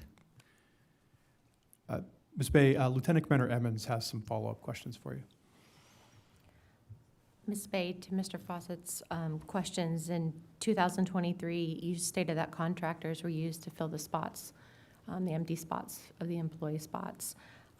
We had heard last week from Ms. Rojas that she was a volunteer on that last mission, and specifically on Dive 88. Was this because you didn't have enough employees to fill the spots in 2023? No, Renata in general has always been a good friend of Ocean Gate, a good friend of the Rush family. Enjoyed going on expedition, and if she could make it work with her schedule and we could accommodate her, we would never refuse her presence because she's a bevy of information and just a great person to have on board. Did you ever have any other volunteers, specifically in 2023? Not to my recollection. And to your knowledge, who took over your job on the missions 4 through 5 on the expedition 2023, the ones you weren't able to attend? Renata came in as a people person, which she's very well suited for, as well as one of our physicians, to take care and keeping of people aboard ship, and checking and making certain the PPE, the gloves are dry, everything is ready. As far as operationally around Titan, I was unaware who would be designated for that role. And was she trained, did you train her, or was she trained in those duties? I worked alongside her during my training period in 2022. When she was aboard ship, she always was very excited to step up when she could and step back when she didn't feel like she could. And so as far as specific training, I am uncertain who trained her, but she had actually been with Ocean Gate longer than I have. To your knowledge, was there a submersible available for the 2019 expedition? I'm sorry, can you clarify? Was there a submersible that was ready, to your knowledge, for the 2019 expedition that was supposed to happen? Well, the week that the ship pulled, the submersible had been seen to have a flaw, and it was pulled. So that whole week was devastating to all of us and staff. So at that point, to make it to that depth, we have 2 other submersibles, but they are not at all tested or rated to go as deep to the Titanic. So. Okay, thank you. Mm-hmm.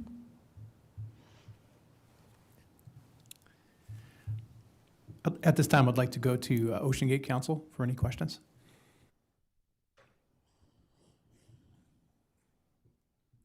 Yes, thank you. Ms. Bay, you mentioned that in 2021, a crew member left the expedition after dive 65. Did that individual return to Ocean Gate's 2022 expedition? If you recall? I don't recall. I don't believe so. This particular person had been employed by Ocean Gate a few different times. And you also described the process for the three strikes. Were there ever any issues that would go straight to the dive being aborted, weather-related or anything else that would not be a strike but go straight to canceling a dive? Oh, definitely weather related. If we saw that it was just going to be impossible, and that could be at that time or the projected forecast. So it may seem nice in the morning, but we knew in the afternoon we were going to recover the sub, that it would be very, very challenging. That could immediately cancel a dive. Not having available people due to illness or anything else that was happening off would immediately cancel a dive as well. Thank you.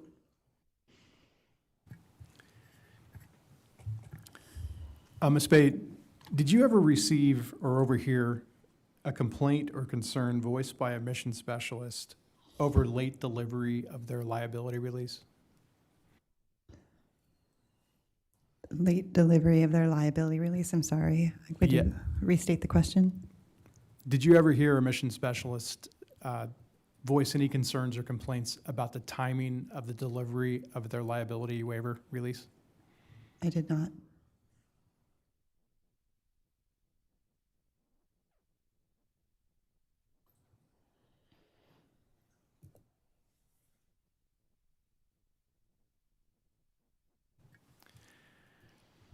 At this time, are there any final questions for Ms. Bay from the board?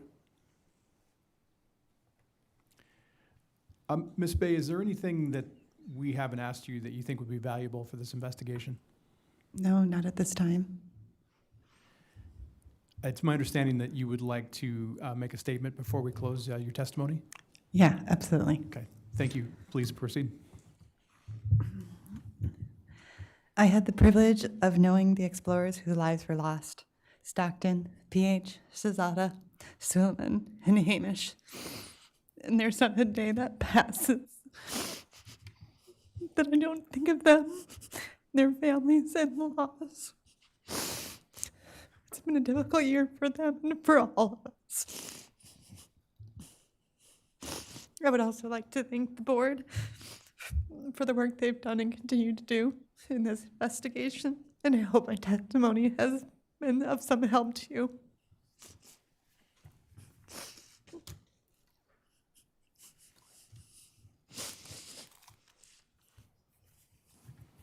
Thank you, Ms. Bay.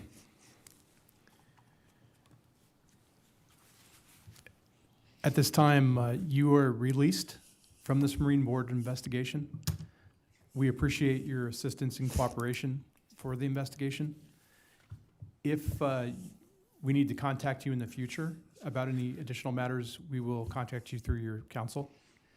If you have any questions about the proceedings, please contact the board's recorder, Lieutenant Kelly Steele. We will now adjourn for lunch and return at 1 p.m. And we're a little ahead of schedule. So thank you again, Ms. Bay. Thank you.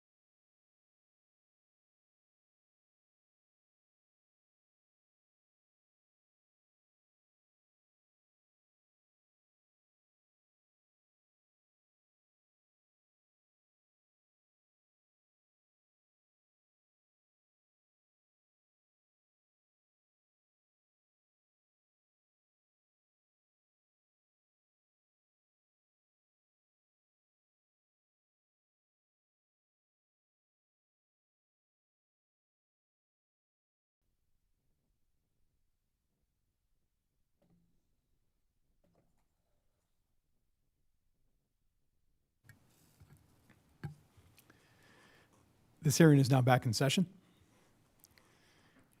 We will now hear testimony from Mr. Carl Stanley with the Roatan Institute of Deep Sea Exploration.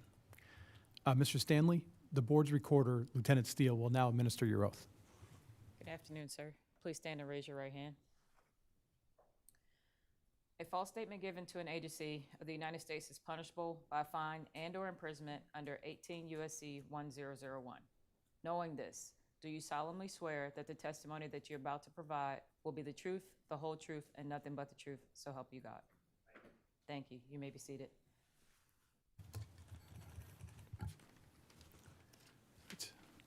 Good afternoon, Mr. Stanley.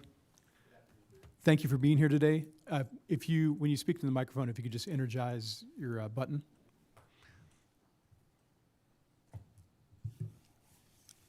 Thank you, sir. Mr. Keith Fawcett will have the first round of questioning for you, sir. And if you ever need to take a break, just let us know. We'll have a recess. Thank you. Mr. Stanley, thank you for being here. You've got the exhibits that we intend to use in front of you, and there's a laser pointer in case you want to use it up on the screen to highlight anything. And then if there's a particular page that you want to go to in one of your answers while we're referencing an exhibit, just ask the recorder to advance the page. Okay. You've been here for a majority of this testimony at this board, so when I ask a question, all of my questions will be framed of what you knew leading up to the events that transpired on the accident day, June 18, 2023, unless I specifically ask you otherwise. Okay. And then avoid acronyms, and if you accidentally use one, please explain what that is. So we're going to cover two topic areas. The first is your experience and work history related to submersible operations, the background and history with your submersible operation, the role of classification societies in what I will call tourist submersibles or submersibles that engage in oceanographic research but may carry passengers. And then the oversight, regulatory oversight for submersibles that you might be aware of. Mm-hmm. The second topic area, we will talk about your interaction with Mr. Stockton Rush and personnel that may work for OceanGate. So that'll be the second area. So if you would, just take your time and explain your background and training that relate to submersible operations. So the way that I got into this whole line of work is I read a book when I was 9 years old, and it was a short story written by a veteran for his own children that turned into a little series of books. And from the 50s, I was just recently able to, a friend tracked it down for me. And at that age, when you say you want to do something like that, adults are encouraging, and I kind of took them seriously / was gullible enough and started researching how to make a submersible and going to the library. I traveled when I was old enough. I think at the age of 14, I took the train into New York, saw submarines on display at international underwater contractors, told them what I wanted to do. They lent me tools, allowed me to dissect parts, and I was taking notes. When I saw the bathysphere at Coney Island,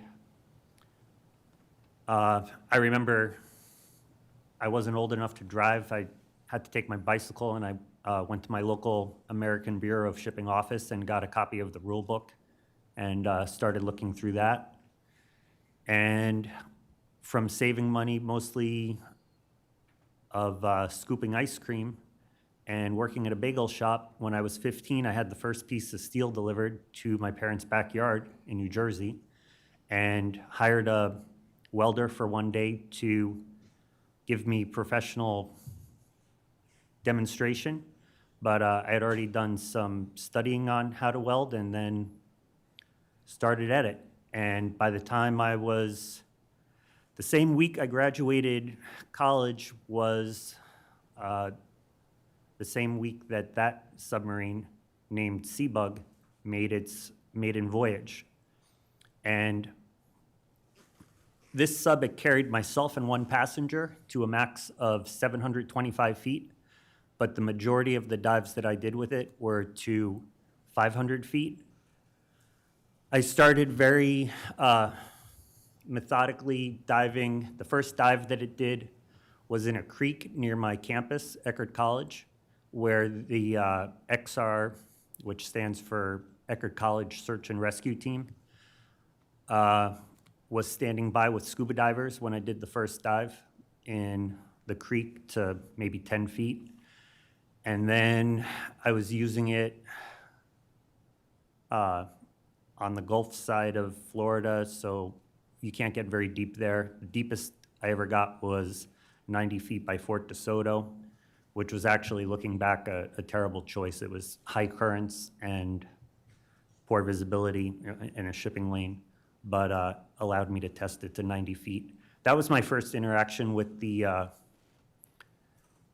marine authorities, coincidentally. So I was already aware that of the regulations. I mean, we're going back to the early 90s or mid 90s now, but I specifically kept that vehicle under 12 feet, and I didn't put motors on it until I took it out of the country. And so I registered it, but in terms of regulation, I was trying to keep it in the same category as a canoe or a kayak. And that's actually how the authorities treated it when I was in Florida. I did 49 dives with it in the state of Florida. I took it to the other side of the state and was using it.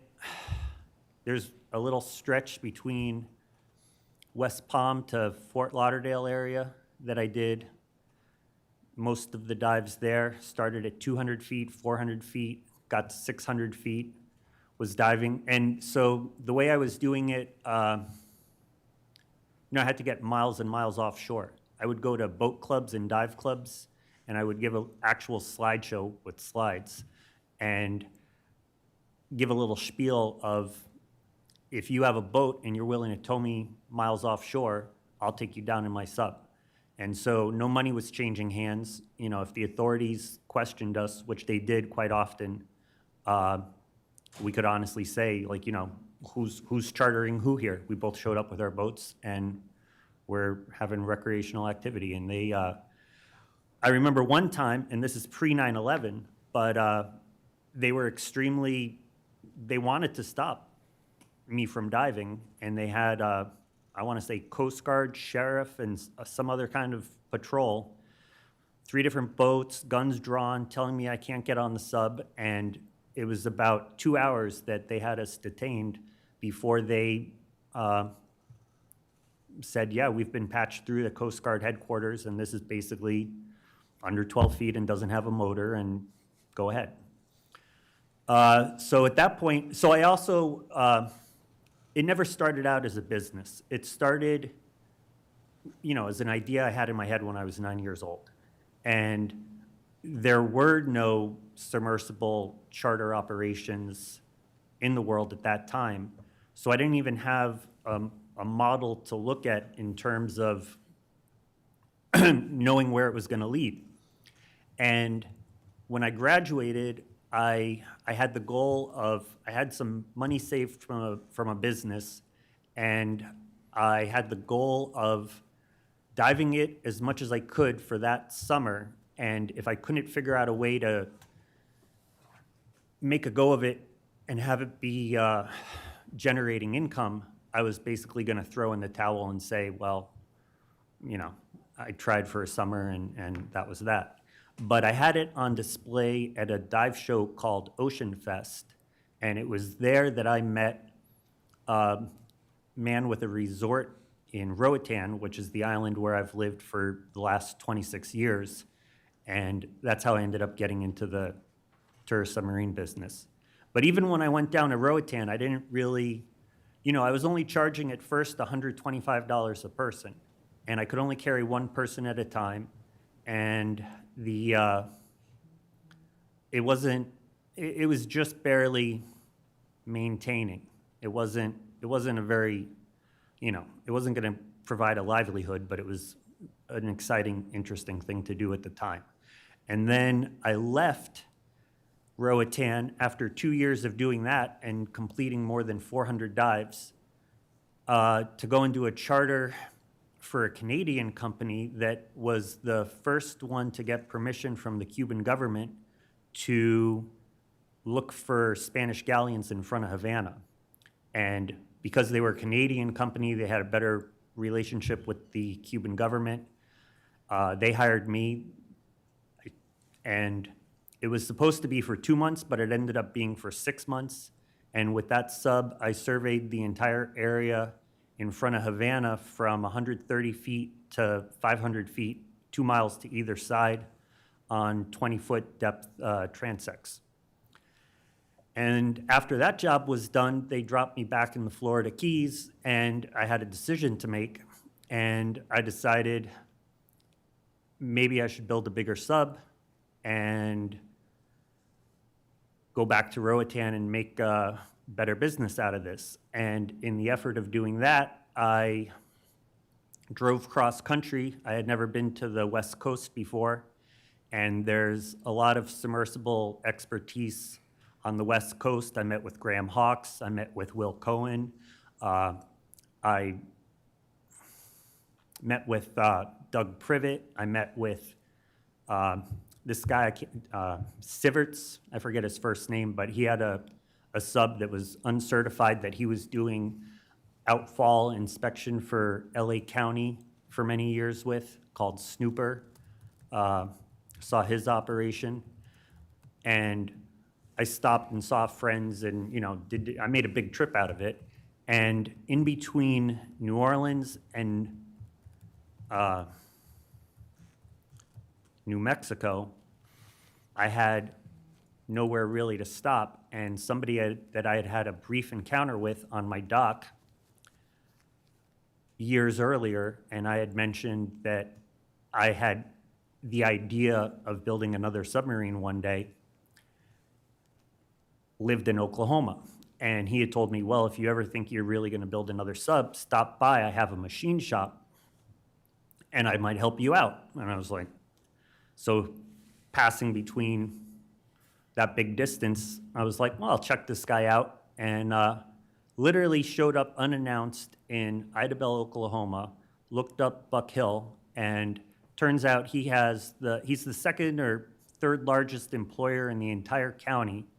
Has a very impressive facility where he makes solid rubber tires that ship around the world, some of which maybe only one would fit on the back of an 18-wheeler. And he makes them from scratch. He brings in raw, unvulcanized rubber and sheets of steel and turns out a finished product that's in demand around the world. And so he obviously had a lot of machining capabilities and contacts in the town. The first day I was there, he took me to go meet the mayor. The mayor said, this is an exciting project. What can we do to help? He took me to go meet a friend that had an airport hangar that wasn't being used, agreed to rent it to me for $100 a day. The cost of living was extremely low. There was a lake the next town over that was 200 feet deep where I could do my testing. And I was like, well, this is the perfect spot. This is where I'm gonna build my sub if I decide to do that. And I went to the West Coast, met with all those people, and so my front passenger sphere is upcycled from the same Perry submersible that was built 1 year before I was born, the PC 1503, which is basically Antipodes and Idabel they're kind of sisters. They came from parts from the same original vessel. And I don't remember exactly how Stockton and I met, but I'm sure that was critical to how we ended up, starting to talk and like that. So basically, I holed up in this airport hangar in Oklahoma for a year and a half, literally rolled out of bed in the morning and got to work on this sub. Didn't really have any distractions. I only left the state, I think, once in the year and a half. And after a couple test dives in the lake, shipped it down to Roatan and have been That was 21 years ago. Since then, I've done in this vehicle over 1,840 dives. So I'm going to ask the recorder to pull up Coast Guard Exhibit 084 TAC 1, which is a series of images and specifications for the vessels that you have been involved with, sir. And I just want to look at the top image on the first page, and I believe that's the first vessel that you were involved with. Yeah, so the first one there is Seabug, and that stands for Controlled by Buoyancy Underwater Glider. And part of my design criteria were keeping it as lightweight as possible. So this, I kept track of every dollar that I spent on that sub. I had that thing operational for right at $20,000, which with inflation, probably you're talking double or triple at least now. But right off the bat, when I got the ABS book, so I mean, I did my due diligence and looked at the rules and looked at all the other vehicles and studied how to do it properly from a mechanical standpoint, obviously. Certification was not an option for me straight off the bat for two main reasons. One, this vehicle is incredibly small. It only displaces 2,300 pounds, which is similar to displacement of one-person articulated diving suits. The hatch was only 18 inches in diameter, and the main body is 24 inches in diameter. There's an ABS rule that your hatch has to have 3 feet of freeboard. Can I ask you to use the laser pointer to, you're talking about different components, so maybe over on this screen here. So that's the hatch, and these are the wings, and the passenger would get, only the middle tower opened, and the passenger would get in first, lie down, get into the back, and then I would get in and seal the hatch. And that accomplished a couple things. One, you had one less sealing surface to worry about, and you didn't have to worry about your passengers if they sealed the hatch or not. And two, it kept the hatch opening in the center of the entire vehicle, and the wings actually made it very stable, and I was able to safely get people in and out of there in even 6-foot seas. Ballast is important to submersible operations. Can you use the pointer and point to where the ballast systems are? So this vehicle had 6 ballast tanks. Each one of these covers is one. And you were able to control your pitch, roll, and overall buoyancy all independently using different valves inside, and that's where you got the gliding. And I would note that this is also the world's first gliding submersible ever made, and both Graham Hawkes and Phil Newton after this had gliding submersibles, and even DARPA now recently came out with a large manta ray looking gliding unmanned vehicle. And later on, we'll talk about Mr. Hawks, but you know his professional affiliation, what company? I know that he was originally supposed to be a third partner, and him and Stockton basically had a falling out over how much he was going to get paid. But he unquestionably has the most experience making composite pressure vessels for human occupancy, and that was obviously a huge error in judgment. Composite vessels for human occupancy, are you talking about carbon fiber and other non-traditional construction materials such as titanium and steel? Composite would refer, glass reinforced fiber, fiberglass, carbon fiber. As we've heard, there were diving suits that had fiberglass components, and Roy Thomas spoke about vehicles that have been classified in other countries that have had composite construction for components. And then you mentioned the articulated diving suit, one-person diving suit. Are you talking about where the wearer gets into a large structure that has joints where they can move? It's not a traditional wetsuit or anything like that, is it? Yeah, they're one atmosphere. I mean, they're essentially one-person submersibles that you almost wear. But from a design perspective, they basically are submersibles. So if you'll scroll down, Lieutenant Steele, in the bottom, we see another submersible. What are we looking at here? This is the vehicle I operate now. She's named Idabel after the town in Oklahoma. And it has the large forward sphere is the one that came out of the Pisces sub, which held the compressed gas for the divers to lock out on.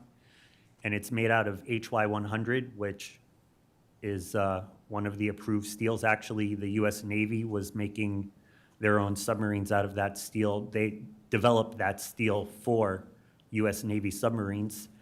And the two spheres in the back are 516 grade 70, which is your most common pressure vessel steel. And they're nowhere near as strong as the HY100, but you can't really even, people aren't even manufacturing HY100 anymore in this country. So the passengers are in the front compartment looking out of the big window, and I'm standing up behind them.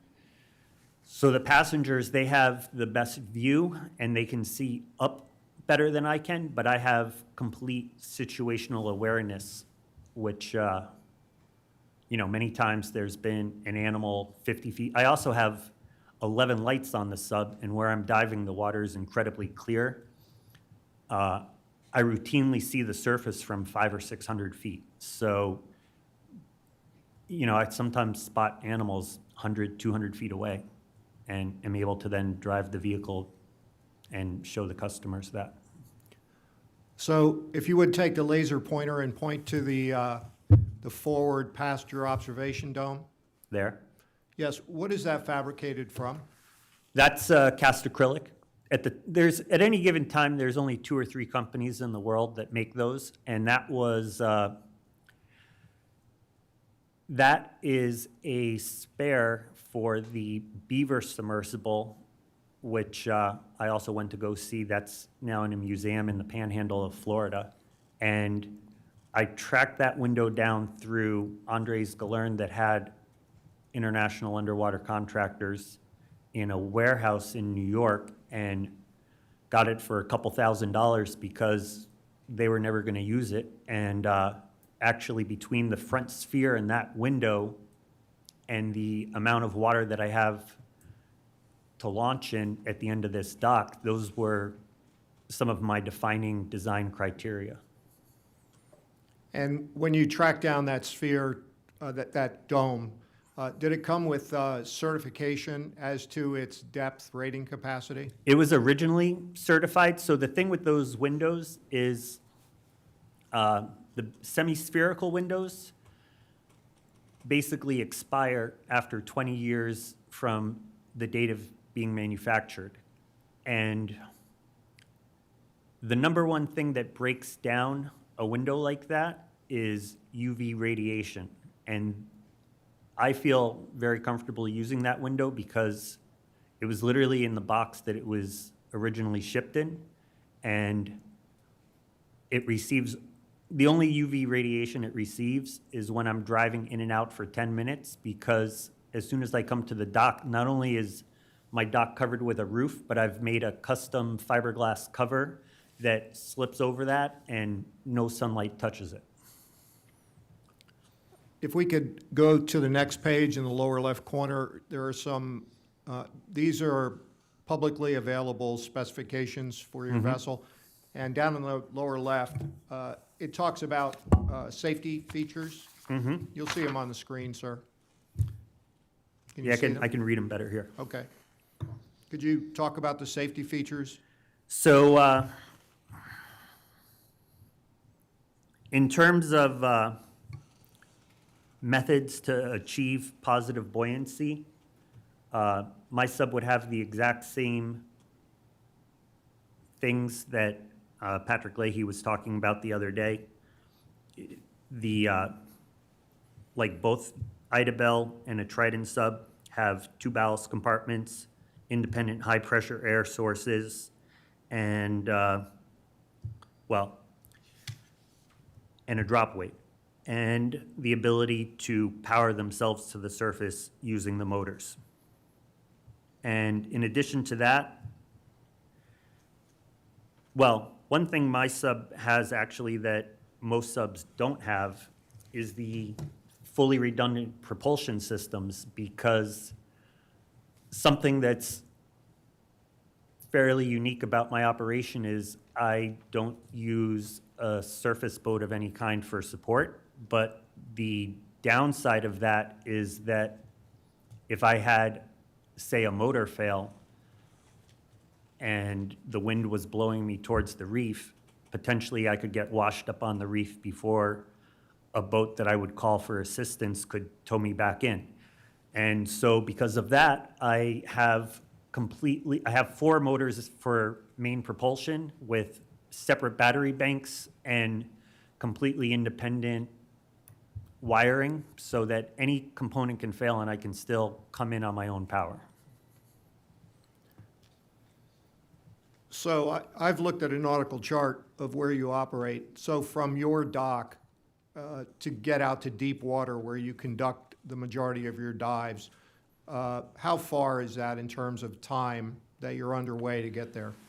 It's, distance-wise, it's 800 to 1,000 feet, and time, depending on the sea state, 8 to 12 minutes. You can take that down. Thank you, Lieutenant. So some general questions about your experience as a submersible operator and pilot. So are you aware of any formal training available for submersible pilots? It seems to be mostly by the manufacturers. I know that Trident has like an in-house simulator. I actually recently, last year, I was in Curacao and I went down in both of the subs they had there, and I was actually on a training dive with somebody that was paying for one of their courses. So yes, I'm aware. Do you know if the formal training for submersible pilots offers, at the completion of the training, certification, like a certificate saying that you've completed that training? In the case of Curasub, yes. In where U-Boat works, I would imagine Trident gives you a certificate. So you mentioned the hull portion of the Ida Bell that carries your passenger. Can you talk about the area where you as the operator sits, and is that a separate pressure vessel? No, it's all connected. It's 3 spheres, and the best way to think of it is kind of like a snowman sitting down. There's a small, medium, and large, and it makes an L. And I'm actually standing in the rear, and I have a little board that I can pop out and I lean against, but it's better to be able to keep turning around and have situational awareness. And are all those spheres made of the same material? No, the front one is the HY100, and the 2 in the rear are the 516 grade 70. And then there's a forged ring connecting the 2 largest spheres that's 4 inches by 4 inches, weighs about 400 pounds, and has a 24-inch opening. So you talked about the number of test dives. Were any material testing, was any material testing done on the hulls after they were assembled? I've personally taken the sub down 2,660 feet which is plus 33, plus 0.33. ABS standards is 0.25, and the deepest dive I offer tourists is 2,000. So there was no unmanned pressure testing conducted? I didn't have the budget for that. And it would have also been, at this point, you know, I would have to ship it all the way back to Maryland. And that would be the Deep Ocean Test Facility? Correct. So in general, would you describe the Ida Bell as a commercial vessel? Yes. And then what do you call the people that go on your excursions on the Ida Bell? Passengers. I would also note, I've had a lot of scientists. There's no question I've done real science. I've had a fish named after Ida Bell that I discovered a new species of fish. I've had the curator of mollusks from the Natural History Museum do multiple dives with me, specialists in deep sea coral, many papers published, worked in conjunction with Schmidt Ocean Institute, and I don't give away dives to scientists. They're customers like everybody else. I mean, I'm providing a service and that really has been the way that submersibles have operated.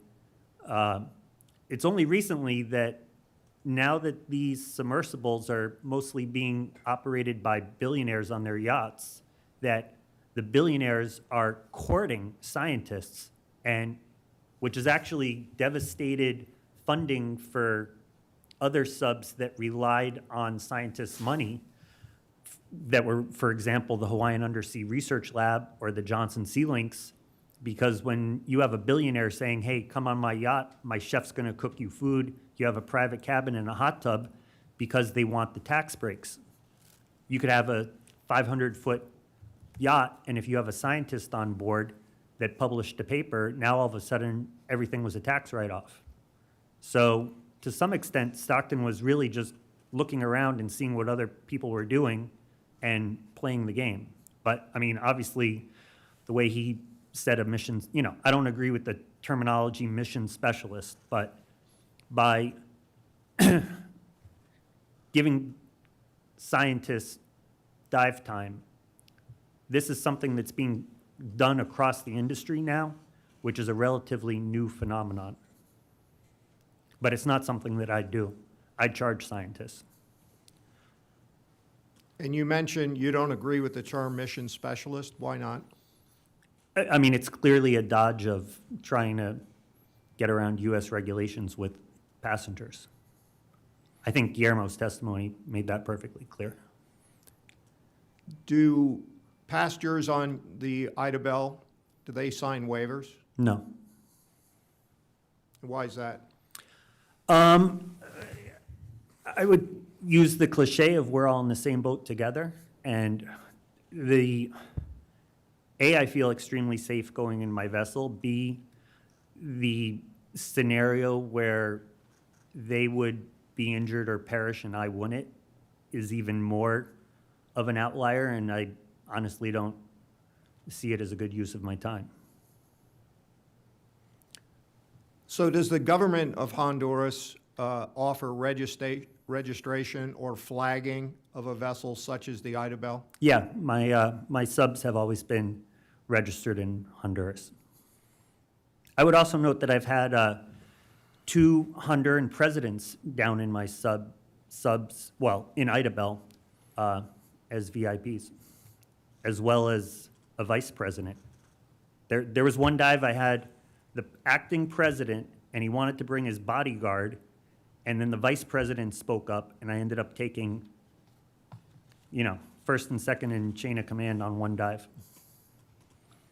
Did you charge those government officials? I didn't charge them.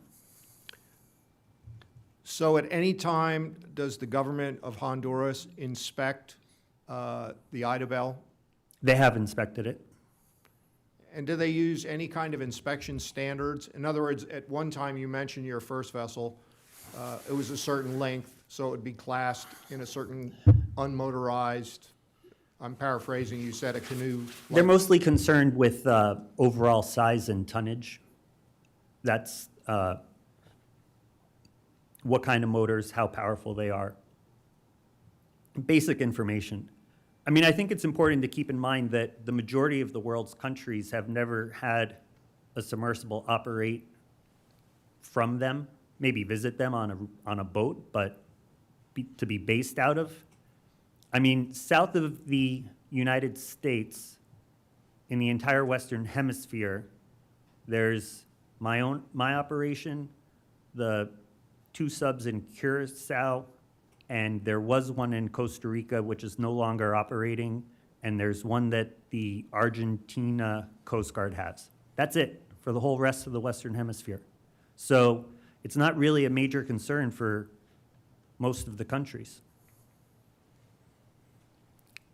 So what's the inspection interval by Honduran government officials? Is it annual or? It's, I have to renew my registration every year, sometimes 2 years. It's actually sporadic. So it's not on a fixed schedule? I would say a lot of government functions in Honduras are a bit sporadic. So has the government in Honduras or any other government asked you to participate in like drills or exercises that would be, so that those forces could assist you if you had a dive emergency at depth? No, but they have asked me to, and I have participated in helping them look for missing persons. And I actually retrieved a missing person. That wasn't at the government's request, but the widow's request, and found her dead husband and brought him back up. So if you did get in distress in the submersible, where would be the nearest, and I'm talking about at a considerable depth, where is the nearest rescue rescue asset, such as another submersible or ROV? More than 72 hours. So now I want to turn your attention to your experience with OceanGate.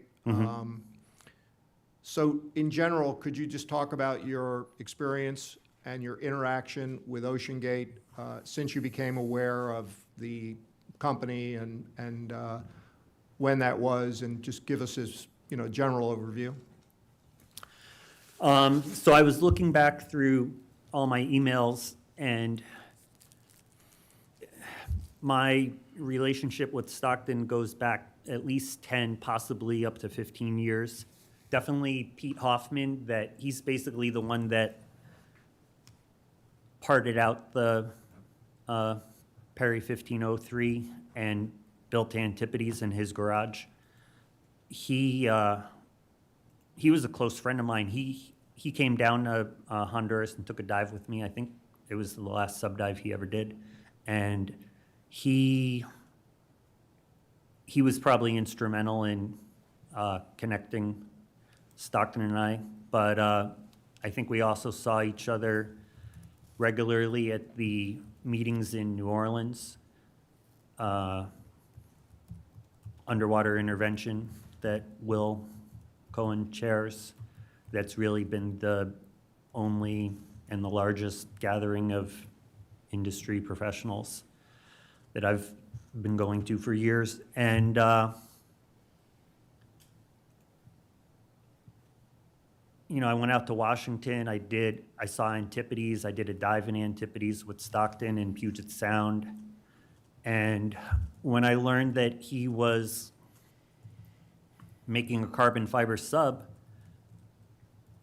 I was excited about it. I thought that, that it was there. People have been, even the Navy, actually mostly the Navy, has been making tests and publishing papers on the possibility of composite pressure vessels for decades, maybe even 40, 50 years. And composite technology has gotten a lot better in 40 or 50 years. And even back then, the test results they were getting were in very encouraging with basically rudimentary fiberglass. And so when I heard he was doing something out of carbon fiber, I told him, you know, I want to be a part of that. I saw that as an opportunity to dive deeper than I probably would have ever gotten to dive again. And I went out to Washington and I gave him a week of free labor working on the first version of the launch and recovery vehicle. Well, not free. It was with the understanding that one day, somewhere, when the carbon fiber vehicle was done, that I was going to get a ride, which is basically what happened. And then what happened in your relationship with Ocean Gate? Well, you know, so, I mean, I basically just got an email from him out of the blue saying, this is your chance, come to the Bahamas, and I did. And we dove to over 12,000 feet, and there were around 30 people there. Renata was there. There were a lot of other mission specialists in waiting that were clearly eager to go, and they were basically, you know, I was there about a week, and we had this whole small resort rented out in Marsh Harbor. Stockton and I were staying in the same house so they had the whole resort filled up, and then they had a bunch of extra houses that rented out. And actually, I slept outside in a hammock, but you know, we would have meals together, and when we went out, it was Stockton, myself, not sure how to say his name, but he was in his early 20s, and he was a sonar technician for a third-party supplier, I believe, and his duty was something like calibrating the sonar.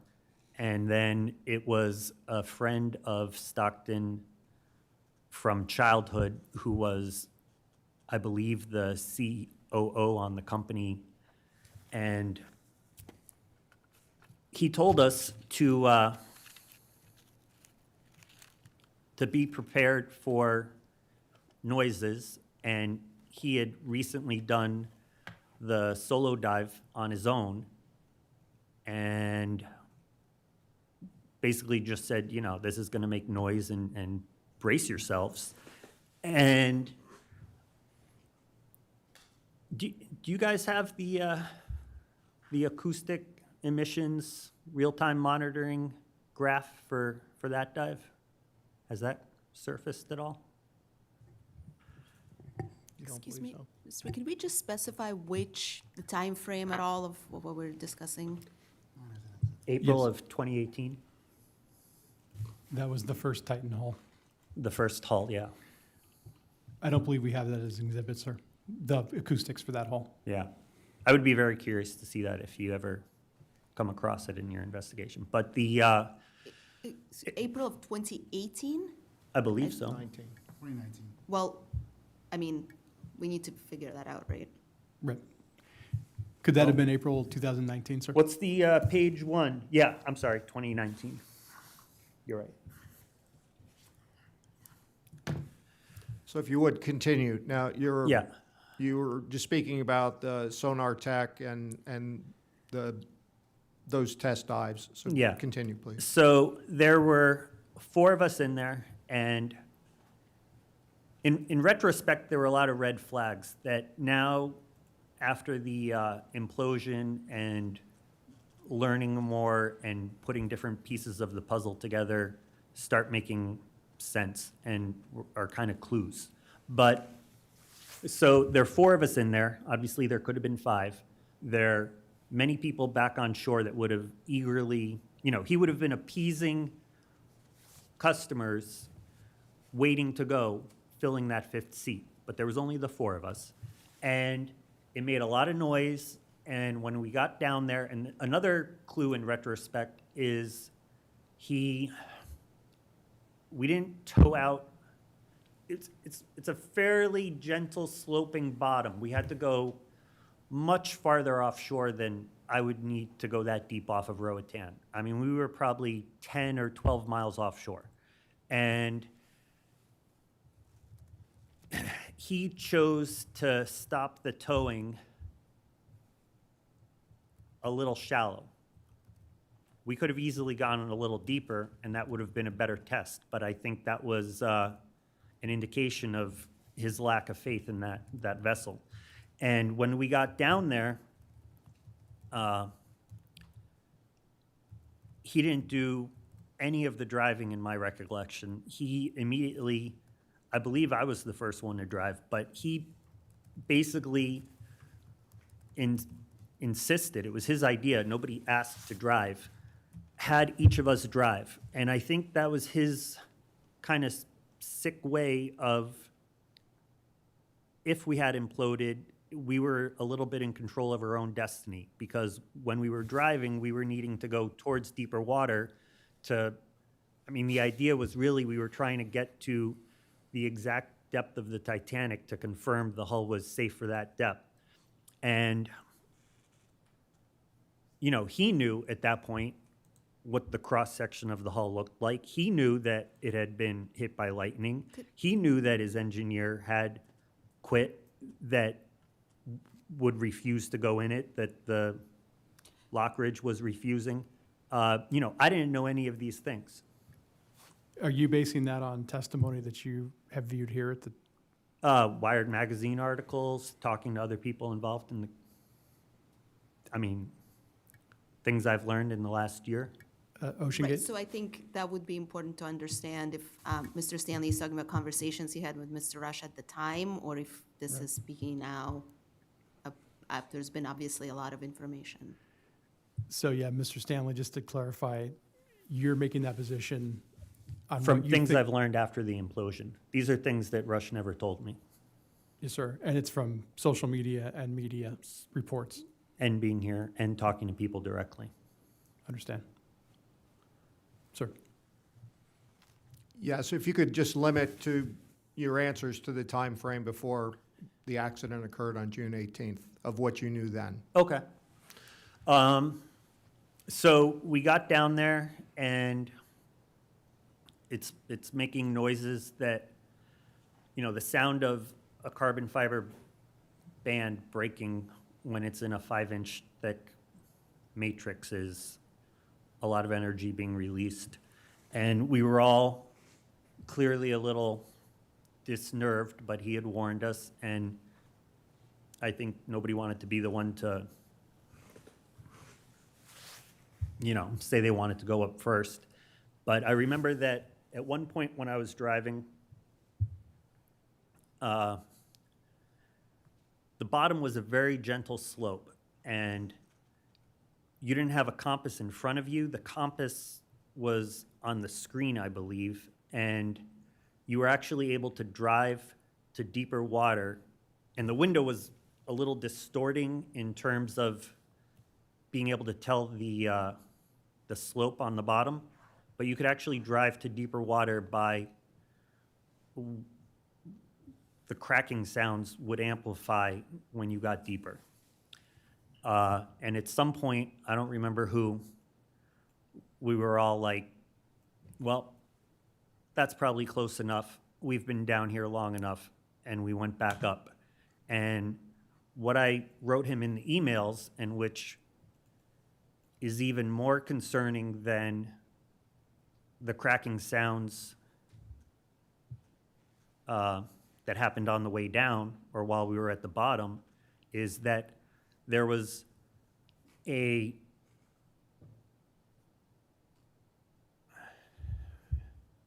kind of like a grand finale of cracking sounds as we were getting close to the surface, which I'm not a carbon fiber expert, but just thinking about it logically, the only way that you get a whole lot of more cracking when you're coming back up is that material degraded so much that it stored energy that was then released as the pressure was released. And, you know, that's what I wrote him in the email.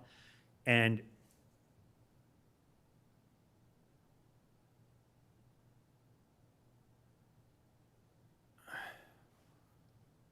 so I'm not allowed to talk about the 11 square feet of visible delamination that is now on the public record?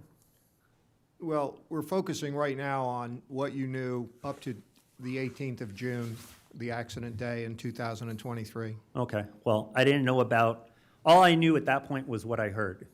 And that was enough for me to write these emails.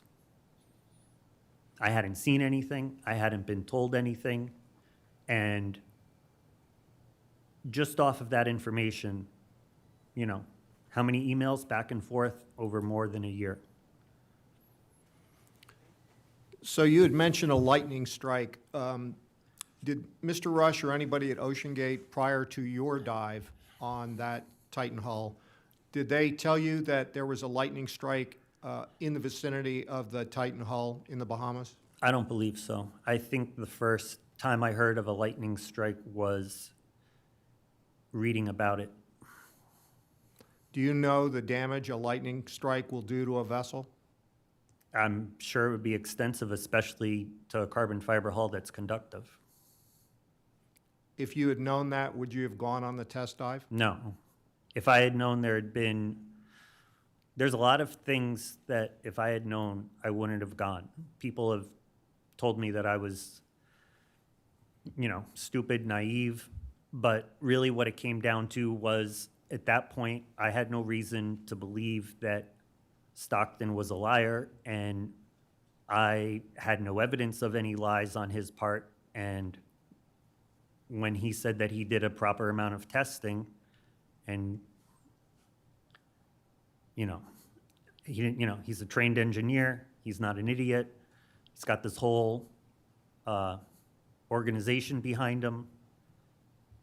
It didn't. A lot of the things I've learned in the last 18 months or whatever have been very shocking. So you mentioned the sound of carbon fiber snapping or breaking in a 5-inch thick carbon fiber hull. How do you know what that sound sounds like? Because I was there and I heard it. Well, I mean, how did you identify that it was the sound of carbon fibers snapping? You could even localize where it was coming from. We were hearing it so often that the first couple times it was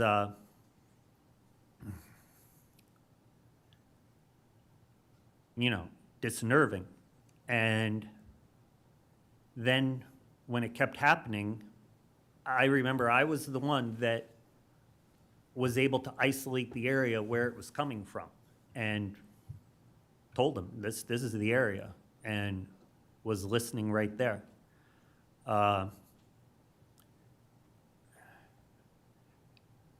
It's also a clue to me about Stockton's psychology in terms of, I mean, I tested both my vehicles myself, solo. I've heard things underwater, but to be 2 miles underwater by yourself in something that you know your engineer wouldn't go in, you know was hit by lightning, and you've seen a cross-section of that hull.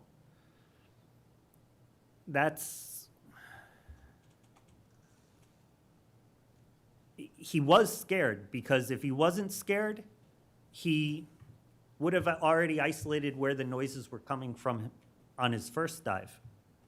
When I isolated the area, that was new information to him.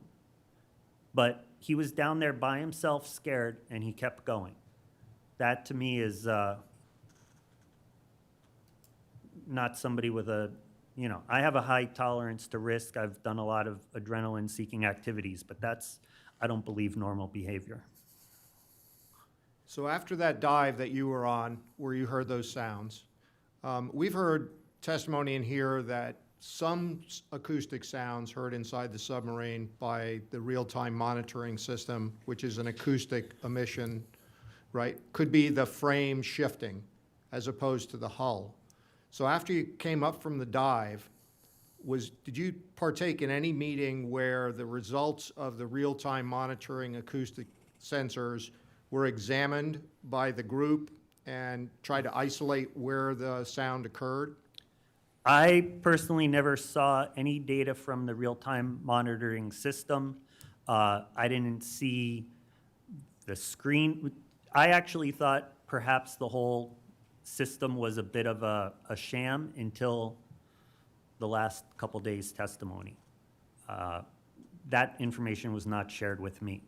He didn't think much of he didn't have me sign a waiver, and he never gave me a spiel about how everything's transparent and please ask any questions. It was just like, you're here, let's go. And did you understand that that hull, which we've used different terms for, we've used the term prototype and so forth, that hull, if it completed successful testing in the Bahamas, was intended to go out on a Titanic expedition following the completion of those tests in the Bahamas? Yeah, I mean, that's why all those mission specialists were there. They were jonesing to go. He had everything lined up. And I mean, that's relayed in my emails, trying to tell him that there was no...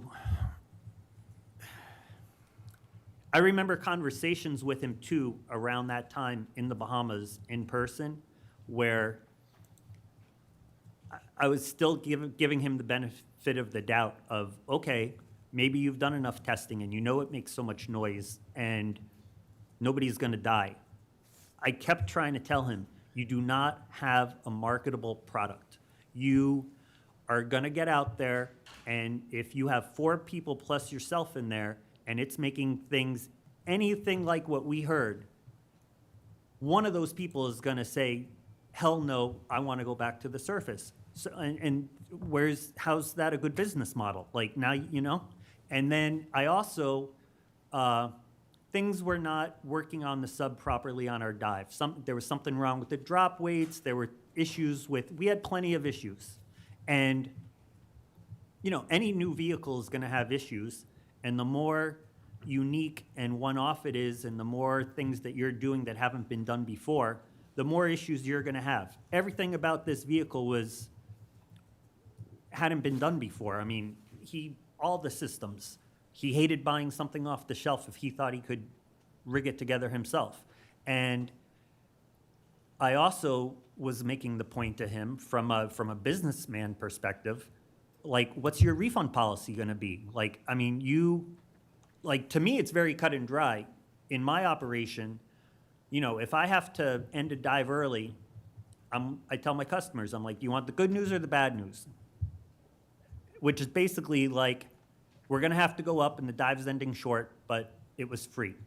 Like, I could not have the reviews I have on TripAdvisor with his kind of business philosophy of, well, you'll get a credit for next year. Like, what the hell is that? And so it was obvious that he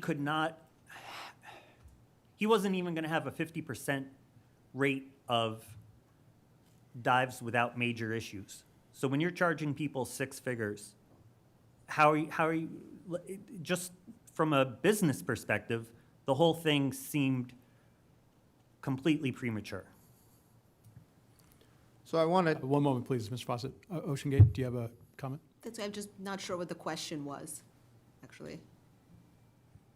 Mr. Fawcett, what, yes, it was, were you aware that the Titan Submersible, if it successfully passed its testing regime in the Bahamas, if it was going out on the Titanic mission that year, once those tests were complete? And so that was my answer. I mean, this was a main point of contention and argument that I had with Stockton in person in the Bahamas, was from a business perspective, how are you going to keep delivering a partial product to a customer and you're in the middle of the ocean and, you know, you've already basically spent, doesn't cost him any less if he has to end a dive early. He should really get everything figured out ahead of time and then take it out there. So the first test dive in the Bahamas was only Mr. Rush. I believe, so. I wasn't there for that, but that's what I believe. The second one is the dive you participated in. I believe so. When did you leave the Bahamas? Were you there for the completion of the test dives? I'd have to look at I think I was there about a week. Excuse me, Mr. Fawcett, is there a basis for saying that was the second dive? We can't actually look at the log. Or if Mr. Stanley knows if he was there for the entirety of the time that the Titan was in the Bahamas and knows which number dive his was? Do you recall if you were on the second dive of the test hull of the Titan? I believe that the dive previous to the one I was on was the one that Stockton did by himself. Thank you. So Exhibit 85 are extracted emails between yourself and Mr. Stockton Rush. Would you agree with that statement? Yes. And we're looking at the year 2019, and the first email, I'd like you to take a moment, and Lieutenant Steele will pull up the first page just for a general overview, but you've been provided the exhibit. If you'll take a minute, you sent an email on April 18th, 2019, I believe, to Mr. Rush. Can you characterize generally the contents of that email and what your concerns were? Do you have that exhibit, OceanGate? It's the one that's right there. Yes, the first email. And, Yes. but we are not, just to clarify, we're not using the exhibit, just Mr. Stanley's characterization of what he said? No. Okay, we are, okay. I'm asking him in the interest of time to characterize the contents of the email. Could we take a 10-minute break? Yes. The hearing will recess and reconvene at 1:50.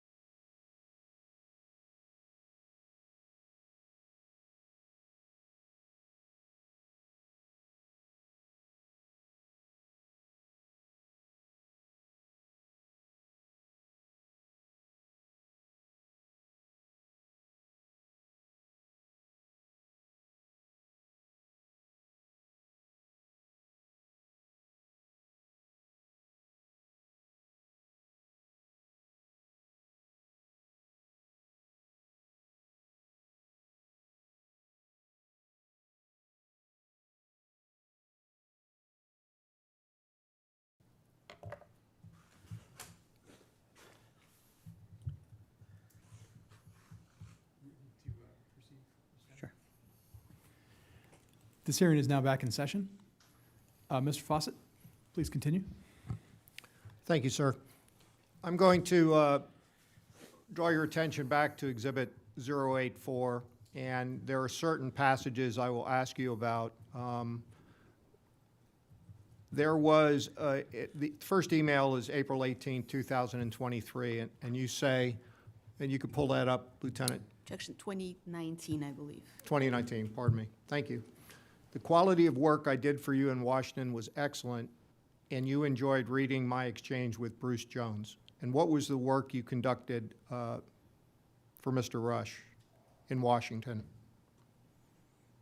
That was working on the first launch platform, And then Bruce, LRT, or, yeah. so you're talking about the launch, the first launch platform, which would have been used for which submersible? Probably Cyclops 1. And then Mr. Jones? That was a former partner at Trident. And then reading down into that email, it would be, it's highlighted there, that portion. You say the sounds we observed yesterday do not seem consistent with glue joints breaking, air cavities breaking, or random weak fiber breaking. What we heard, in my opinion, and I think after the discussion Joel and I had last night, I can say he shares this opinion, sounded like a flaw, defect in one area being acted on by the tremendous pressures and being crushed, damaged. From the intensity of the sound, the fact that they were never totally stopped at depth, and the fact that there were sounds at about 300 feet that indicated a relaxing of stored energy would indicate there is an area of the hull that is breaking down, getting spongy. So you had mentioned you had thought you had identified a specific area of the hull where the sounds emanated from. Is that what you're speaking about here? Correct. And what area of the hull would that be? I remember it being low and towards the flange. And is the flange where the carbon fiber hull is mated to the titanium rings? Yes. At the time you made your dive, what was the interior of the submarine? Was there a liner that prevented a person? There was. You couldn't see the hull directly. Was it the forward dome, the forward being where the observation port was, or was it the after dome? I think towards the observation dome, but I can't remember. I can't remember for sure.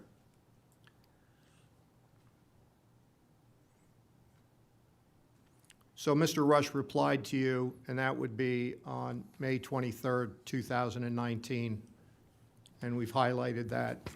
Yeah. We had discussions after in person. When I, Hang on just one second. Can you scroll down to, it starts, yes, we are shooting for, it's up on the screen now, sir. okay. So he says, yes, we are shooting for a few more, as many as 4,000, I'm assuming that means dives, to get added acoustic data and operational experience, especially charging at sea and back to daily dives. Objection, Mr. Fawcett, is this email a response to the other one? Because it seems just the first phrase we just read seems like an answer to a question that was not, yes, we're shooting. I know these are excerpts, but it's not clear to me that this is a continuous conversation. So I just want to make that clear. Do you know if you received emails between the email we just discussed in April and this date? This is the complete email chain, but I don't know what day I left the Bahamas, but I know I was still in the Bahamas, staying in the same house when he got the first email from me. And I remember there being like a large meeting with maybe 20 people. And when there was a chance, he kind of signaled to me that we were going to talk privately about what I had emailed. We had conversations about the content of the first email before he gave me this written response. So this is your first written response to your original email? Correct. Our analysis of the past dive shows a definite reduction in acoustic events, but only having data from 2 full operating dives, does not make for much validating trend, much of a validating trend. Did that response related to your experience as a submersible pilot and your experience on a dive concern you? I mean, obviously, I was very much concerned that I kept sending him emails for over a year. And I didn't even know a fraction of what we know now. Objection, when we're saying over a year, I believe these emails are a month apart. Is there a different set of emails we're talking about that's over a course of 1 year? There are 8 pages of them. Yeah, they're all from May through June 2019, at least every single one in this exhibit. Oh. Okay. Okay, So so just to we'll scope- clarify, these emails are from between the dates of April and June of 2019, not over the course of the year, unless there are additional emails that we do not have here. My bad. I still thought 2018 for some reason. Okay, so for the record, we have about 3 months of email exchange. Correct. That's all we have, sir. And they're here in this exhibit, redacted. Okay, so Mr. Stanley, can you keep the testimony, at least when we're directly quoting the emails to this Okay. series? Thank you, sir. So on May 27, 2019, you sent an email to Mr. Rush, and if you'll scroll down. So you said your last email, and you talked about some different, the Smithsonian article and OceanGate latest press release has given me plenty to think about. A few thoughts I wanted to share with you. So the first thought, paragraph A, was 2 to 7 dives to operating depth are too few to launch an expedition selling 6-figure tickets in the middle of the ocean. I think 50 is good at, and what would that symbol represent? A good number. So how many dives I had in Seabug before taking customers? And it's the, Number of skydives. you need for a B license, which allows you to go out at night, land on water, try a wingsuit, et cetera. The second bullet, Bravo thinks, I think the hull has a defect near the flange that will only get worse. The only question in my mind is if it will fail catastrophically.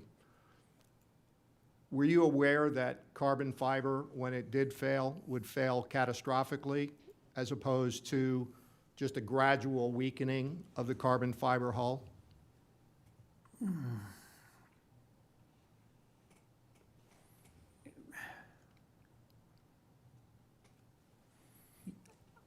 I don't know that enough, even in the hull that failed, from all the acoustic emission charts we have seen, it did give him warning. He was just ignoring the warnings. So So- I would argue it wasn't obviously it was a catastrophic failure, but it's not like glass. It gave him warning. He just chose to ignore it. But I'm speaking of at the time that you wrote this, did you understand that carbon fiber could fail catastrophically? Any failure of a pressure hull is catastrophic. And then finally, you say in paragraph C, the fact that you indirectly told me not to speak about the noises I heard on the dive, to me says a lot. As you know, my subs have had many issues and incidents over the years. At no point did I find it necessary to tell anyone not to speak of what I saw or heard. I have told journalists openly about my most exciting subsea moments.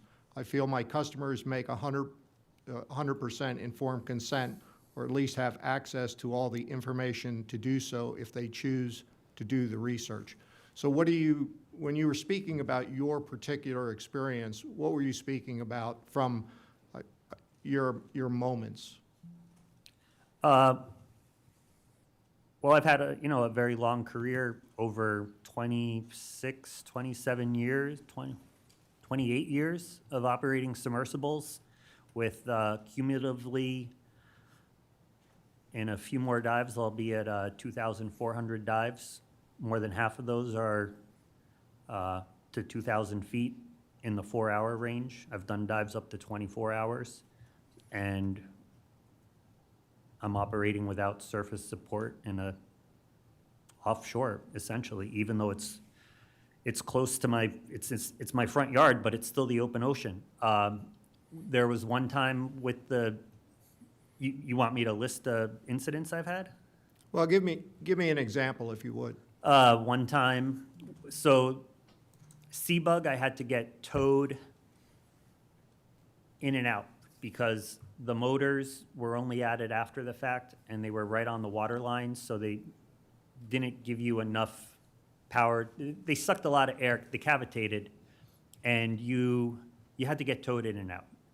And there was one time the boat that towed me out, where I'm operating, as you saw the charts, it's an immediate drop off. It's on the edge of the Cayman Trench. And my passenger took essentially too long to get in, and the wind was blowing us towards the reef.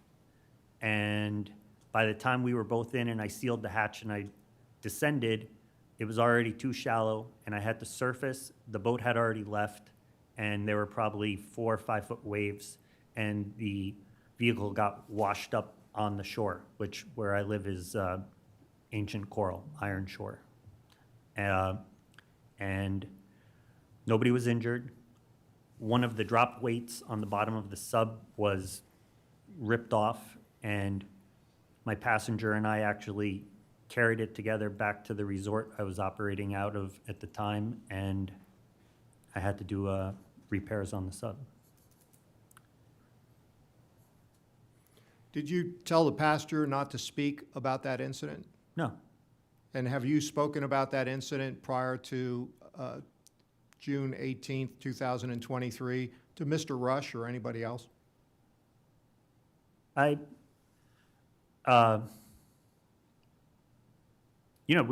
was a resort full of people. It wasn't being tried to keep any kind of secret, but I'm not,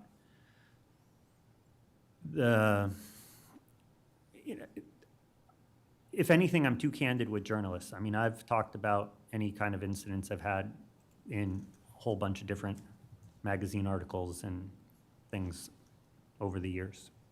It's all a matter of public record. And would that have been before the June 18th, 2023? Yeah.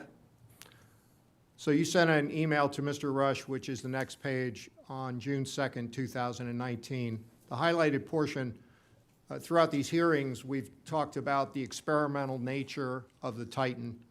There's been testimony about the fact that it was experimental. So in this, he's giving you an example. The more relevant example would be the FAA requires only 25 hours of flight testing before passengers are taken in an experimental aircraft. Only one of these flights needs to be to a maximum dynamic pressure, the aviation equivalent of, I'm assuming that's maximum operating depth, but I'm not sure. I would assume so. The required hours can be logged in 10 flights or fewer, and this holds true for my composite airplane and others that use novel structures, material, and configurations. So my following questions relate to the term experimental and your knowledge of experimental, because you're engaging in this give and take. So the Federal Aviation Administration is the government agency that oversees flight aviation. And in the case of the Coast Guard, we oversee the maritime transportation system. So the FAA, under U.S. Code, CFR 14 CFR 91.319, says that aircraft having experimental certificates operating limitations. The purpose. Experimental aircraft can only be used for the purpose for which they were issued, such as education and personal use. Were you aware of that? I have not been involved in small aircraft that much. My experience was getting my B license skydiving, and that's what I was comparing his operating experience to, and I compared it to how much experience I felt personally was required to be comfortable with taking passengers with both of my vehicles. I would also note that I was in a meeting, I don't recall if Rush was there or not, but it was in the meeting in New Orleans of the underwater intervention. And there was basically a special meeting because of what OceanGate was doing. And they were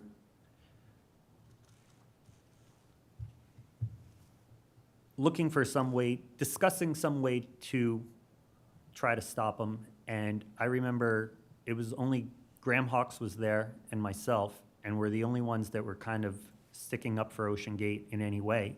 And I said, maybe since we all understand carbon fiber would be exceedingly an expensive, lengthy, basically almost impossible process for a non-state actor to accomplish. For example, the book that's been referenced multiple times, first by Neeson, Jerry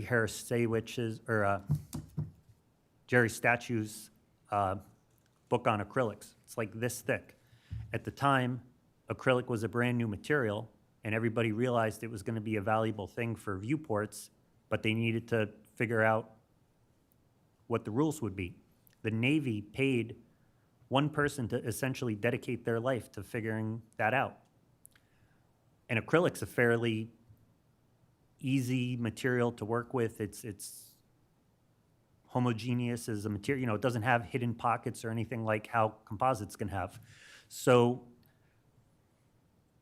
the amount of research and development that would really have to go into making a carbon fiber submersible that could be used and certified to those depths, you're talking tens of millions of dollars in a decade or two at least of somebody's life.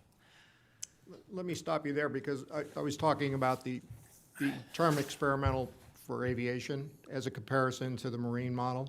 So, for clarification, that meeting in New Orleans of the industry experts, do you recall what year that was? No. But the point I was trying to make with that is I proposed in that room, maybe we can all just agree to insist that he at least gets 50 dives under his belt, and that's going to mitigate a lot of this risk. And Graham Hawks was like, yes, I think that's a good number, because he's also had issues getting composite vehicles. He ended up finally getting them certified, I believe, but it was a lengthy process and only for about 100 meters.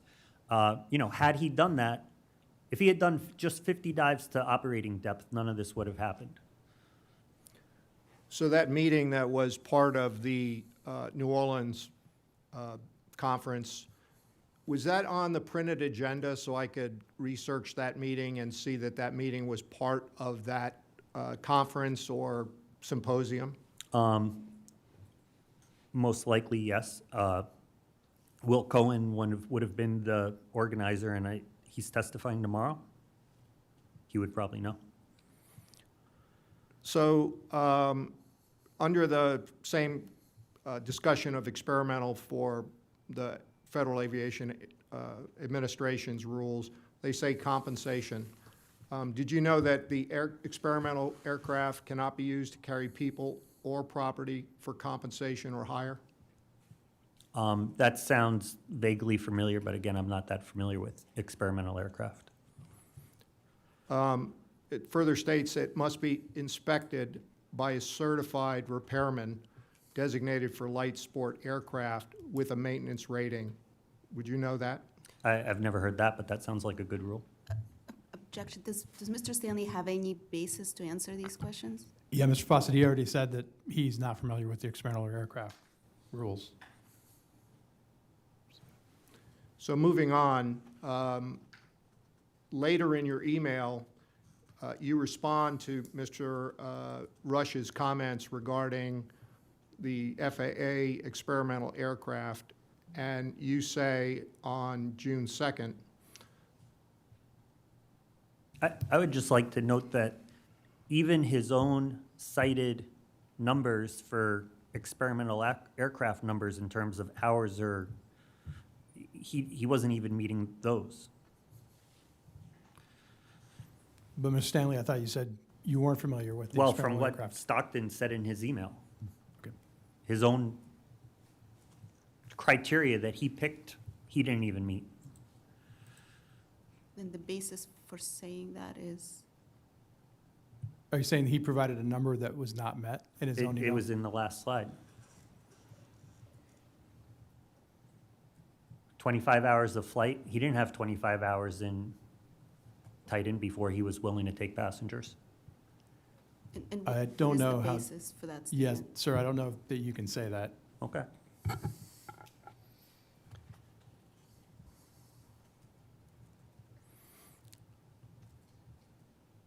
Did you have any subsequent conversations with Mr. Rush or anyone at Ocean Gate after this email chain regarding the safety of operations at Ocean Gate for Titan, excuse me?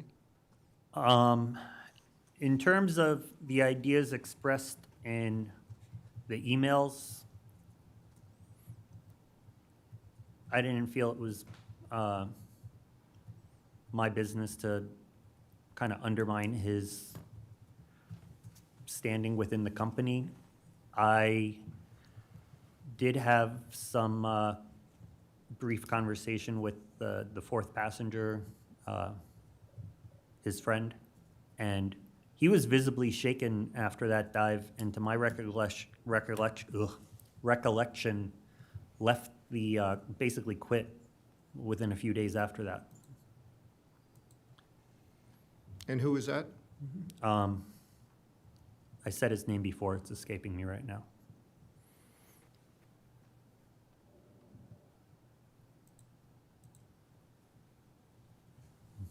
So in the June 3rd, in, Objection, Mr. Fawcett, before we move off, we're moving off these emails, I just wanted to clarify that this is not a complete chain, and in fact, there was an email from Mr. Rush to Mr. Stanley, to which that May 23rd email was a response to. I don't know where, but these are, just for the record, this is not a complete email exchange, and we can provide the complete email exchange that includes emails that were omitted from these excerpts. Okay, thank you, Ocean Gate. If you can find the additional emails, we will redo the exhibit and add those redacted versions. Thank you. yes, we weren't aware of that, sir. In, Well, wouldn't I be the one to have those emails? That was going to be my question, So what makes you think that they're missing emails here? because we have the full email chain and they're missing emails there. How do you know an email's missing? 1 second, please. I Oh. think that Ocean Gate, you have the other side of the email chain. Correct. Okay. Yeah, if you would just provide those to the board, we will make that the exhibit. We will.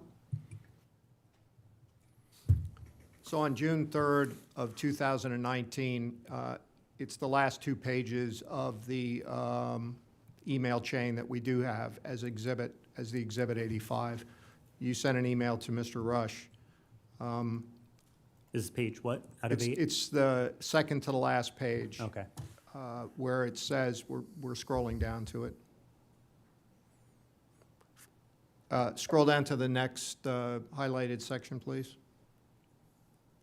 Yeah, so it starts, your statement that you will not take non-essential crew, clients, media, or clients or media in the sub until you're confident the hull is safe, to me is sort of a red flag. The definition of safe is free from risk, and then you have a link there to what appears to be a dictionary. Obviously, and as evidenced by your waiver, the endeavor you wish to undertake is full of risk. What we are talking about here is the risk management and what is an acceptable level of risk. So you included that in your response, and you felt, am I correct, that the idea that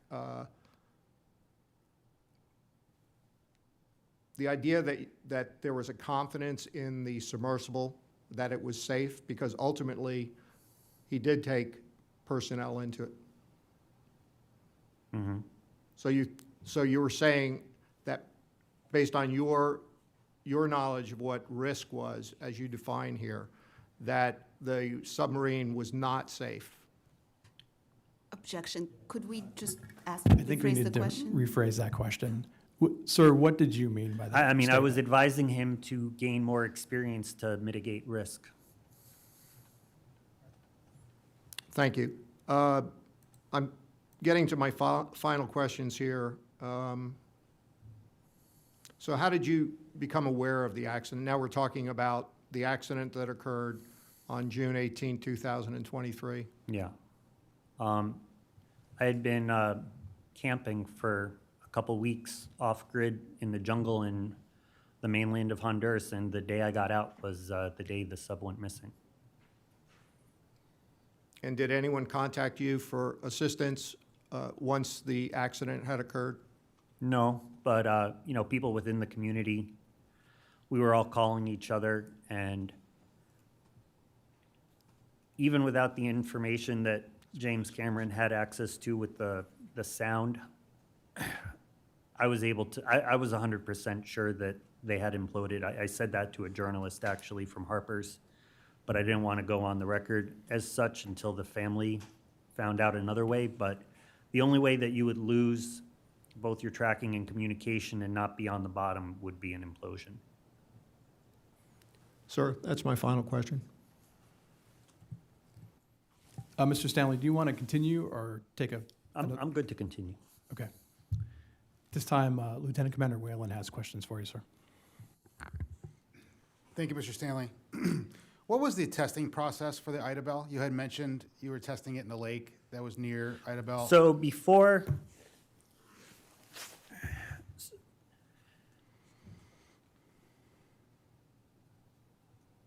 you know, you got to go back up to engineering, really, which I did myself too. First, I looked at as many, so my sub is essentially a combination of spheres and of known materials, and you're able to extrapolate from other vehicles of a similar diameter and thickness and a strength of material and get a real good idea of the strength of your individual spheres like that. Then I collaborated that data with using a program called Under Pressure from the company Deep Sea Power and Light, which made most of the lights that are on my sub. Most of the subs in the world are using their lights, and they been around forever. They know what they're doing. So they got this program, and then I made scale models, and I brought them out to California and tested them in Doug Privet's pressure chamber. I made 3 models. One of them went the equivalent of close to 4,000 feet and failed, and the 2 others went over 4,400 feet, and the pressure chamber actually started to deform, and that's where we ended the tests. And were these 1/3 scale models a direct representation of They the full weren't scale? 1/3. They were based on 6-inch spheres. But they were, and I also made a point of using weaker steel and not taking great care in my welds so that any variable would be erring towards the side of caution. And is that how you determine the rated depth? Well, originally I was planning on having an operating depth of 3,000 feet, but for many years I kept it to 2,000 feet. And then as I made more money in operations, I paid an engineering firm to do finite element analysis on it, and they gave me a number of 2,700 feet. And that was actually with a film crew in their face, and they were obviously not wanting to, they were cautious because had anything gone wrong, here they are in front of a camera telling me 2,700 feet was a good depth to take this to. And then I had an engineer working for me for a couple of years, and he also ran his own finite element analysis on my hull and came up with the exact same numbers. And so I take 2,700 feet as a safe limit. I've been to 2,660. I've slept at 2,500 feet numerous times, and I don't take my passengers below 2,000. And the materials that you used for the Idabel, were they approved materials within the ABS class standards? Yes.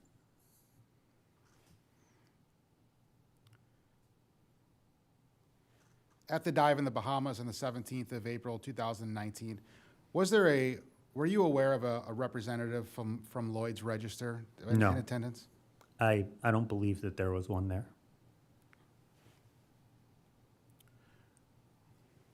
Lieutenant Steele, can you please bring up exhibit number 52, which is the dive log for the Titan submersible? And if you can zoom in to include up to column 5, please.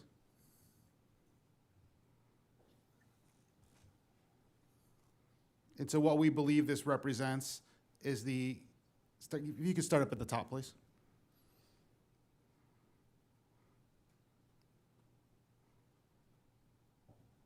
So the first dive for the original Titan hull was conducted on or about the 6th of February in 2018 to a max depth of 3 meters. And if you could please scroll slowly through the max depths.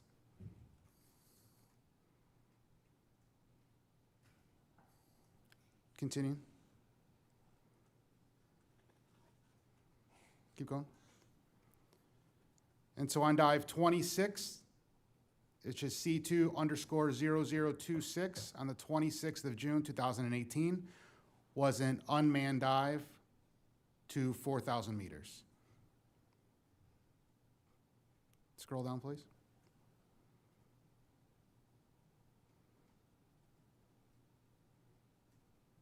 Continue. Joel Perry, that would have been the guy's name. Thank you. Please stop. In the far left column, C2_0039 on the 10th of December 2018 was to 3,939 meters, and that was the solo dive with Mr. Stockton Rush. And if you could please scroll to dive number 47. Stop. And this was the dive that you partook in on the 17th of April 2019 to 3,760 meters. Mr. Stanley, were you made aware that you were one of the first crew, other than Mr. Rush, to be in the submersible to a depth of over 3,000 meters? Yeah, and I'm actually surprised to see all the dives before this. He really wasn't transparent with that kind of information. I also was extremely curious about if my theory on the hull breaking down in the one area was correct or not, and asked him specifically multiple times to share information or images of the area with the defect when I learned that he had scrapped the hull, and he told me that he had, actually I don't even think he told me, I think Mike Claudel told me. So I heard through a third source, but he wouldn't share that information with me. You can go ahead and bring that down. And as we saw in the previous exhibit that Mr. Fawcett had up regarding your emails, at any point within those emails, were you made aware that a crack was identified in the hull according to the maintenance log, was on the 29th of May, 2019? I learned about the crack from Wired magazine. And was there a specific Wired magazine article that you heard from? One of the more recent ones. Okay, so after the... Quite recently. Quite recent. Is this... Had you planned any more dives or any more operations with Mr. Rush after your dive on the 17th of April 2019? It was never discussed. I didn't really have an interest in going to the Titanic. I didn't, I feel also this exchange of emails strained our relationship from what it had been previously. We weren't, I felt like I kind of pushed things as far as I could without just him telling me to shut up and never talk to him again. Were you ever a member of the MTS or the... On and off, I have been, yeah. Were you involved in the drafting of the letter? They didn't ask me to sign it, but I was aware of it. Thank you, sir. That's all the questions I have for now.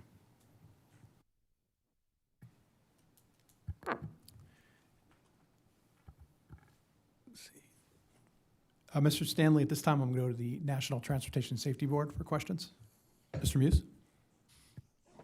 Good afternoon, Mr. Stanley. Did Mr. Rush discuss at all how he was going to get Titan and the Lars to the Titanic site, like on the back of a supply boat with a ramp, or was it going to be craned overboard or towed out there? We weren't staying in that close contact in the last couple of years. Most of the information I was getting was from Mike, who now has Antipodes, and he had been on one of the expeditions. He'd actually been bunkmates with PH on one trip, and he was staying much closer with Stockton. But in this time frame we've been talking about, 2019, you weren't aware, or they didn't share what their plans was on? We weren't talking like that. Okay. And my only other question is, where is Seabug now? I scuttled it in the middle of the bay, and it's like an artificial reef. It probably has a 6-foot green moray eel in it right now. All right, thank you for your time today. Mr. Stanley, just have a couple follow-ups from the initial questions. For the Ida Bell, did you ever get that classed? No. But you did build it to classification standards? So, for one thing, that window would need to be replaced every 20 years, and you're talking $30,000, $40,000. So Ida Bell, I didn't keep track as carefully of every penny like I did with Seabug, but approximately, I had that diving for $100,000. I did all my own welding, the majority of my own machining, my own initial engineering, and I was sleeping either in a hammock or in my car for the year and a half when I was working on it. I was on a very tight budget. And certification,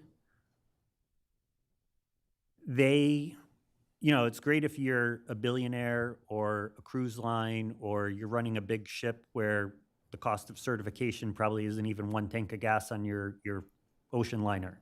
But their business model is essentially they're charging by the hour, and they let you know when they're done. They don't even quote you a price up front. And the longer the process draws out and the more complicated it is, the more money they're making. And that simply, it would have easily doubled or tripled the cost of the initial construction of Ida Bell. Yeah. And sir, I think you mentioned that when you were aware of the letter of concern that the MTS was drafting, that you had some sympathy for the position of trying to get a new carbon fiber hull certified or, There's a company in Rhode Island that's making pressure vessels, not for human occupancy, but for 6,000 meters, and they have it more or less worked out. And from what I've read and from talking to other people, that gentleman reached out to Stockton Rush and wanted to confer with him, and Stockton refused his advice or even opportunity of meeting with him. Objection, what's the basis? that wasn't really my question, sir. I was going to ask you why you felt the sympathy was it because you felt like a carbon fiber hull would take a long time to get certified correctly? It would take a very long time. Do you know how many years that would be or time frame? I would say it would be more of an effort than what the Navy did for getting acrylic windows up to, I mean, the book is that thick, and more money than Stockton had. Are you familiar with international rules for submersibles? No. At this time, I'd like to go to Ocean Gate Council for any questions. Sure, thank you. Before the dive, Mr. Stanley, that you did on the Titan, I believe we had the date of April 17th, 2019. Do you recall Mr. Rush describing that as a home-built sub to you before you came to dive on it? I don't recall. Okay. And which date, so your dive was on April 17th. Do you recall when you arrived and when you departed Bahamas for that? I think I was there the better part of a week, but without searching flight records, I couldn't tell you exact dates. Understood. And do you recall that between April 16th and April 18th, so including on the date of your dive, Mr. Nolan Thompson, a surveyor for Lloyd's Register, was present for the dives? I don't recall meeting him. Just give me 1 second.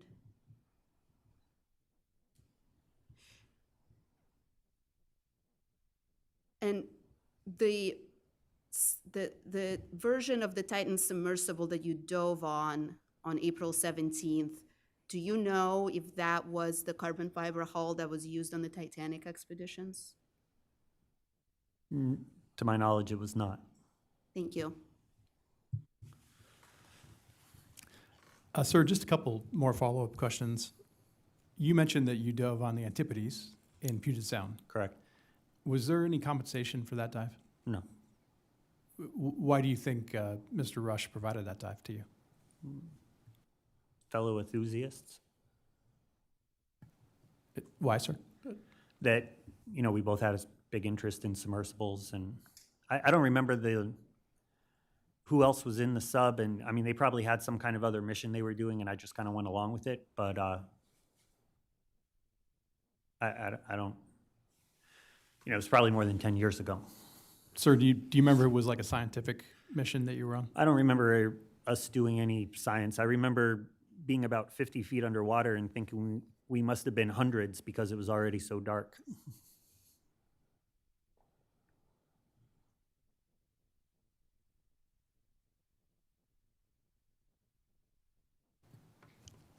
Sir, Lieutenant Commander Williams has a question for you. Lieutenant Steele, could you bring up Exhibit 052, the maintenance log, and scroll to page 9, please?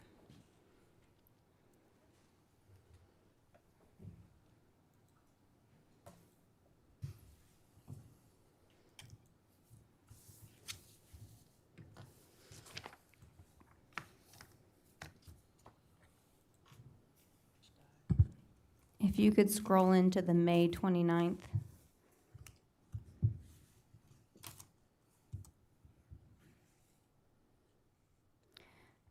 According to the maintenance log seen here it was discovered on May 29th that a crack was seen on inside of main pressure vessel at the 0900 clock position. Lieutenant Steele, could you now bring back up Exhibit 085, which is the email conversation, and scroll to page 5?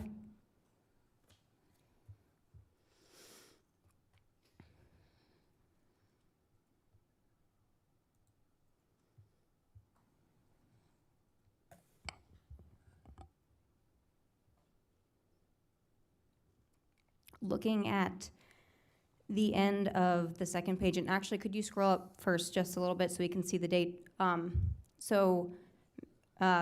Mr. Stanley, we can see that it is on June 2nd that Stockton Rush sent this email to you. At the end of the second paragraph, it says, whether a localized acoustic activity we all heard is critical or merely characteristic is yet to be determined. I just wanted to confirm that there was no other communication between you and Stockton besides this email that occurred in June 2019, or these email chains. Not that I can recall. And so just to confirm, he never told you about the crack of the hull at this time. I found out about the crack from Wired magazine. Thank you. That's all I have.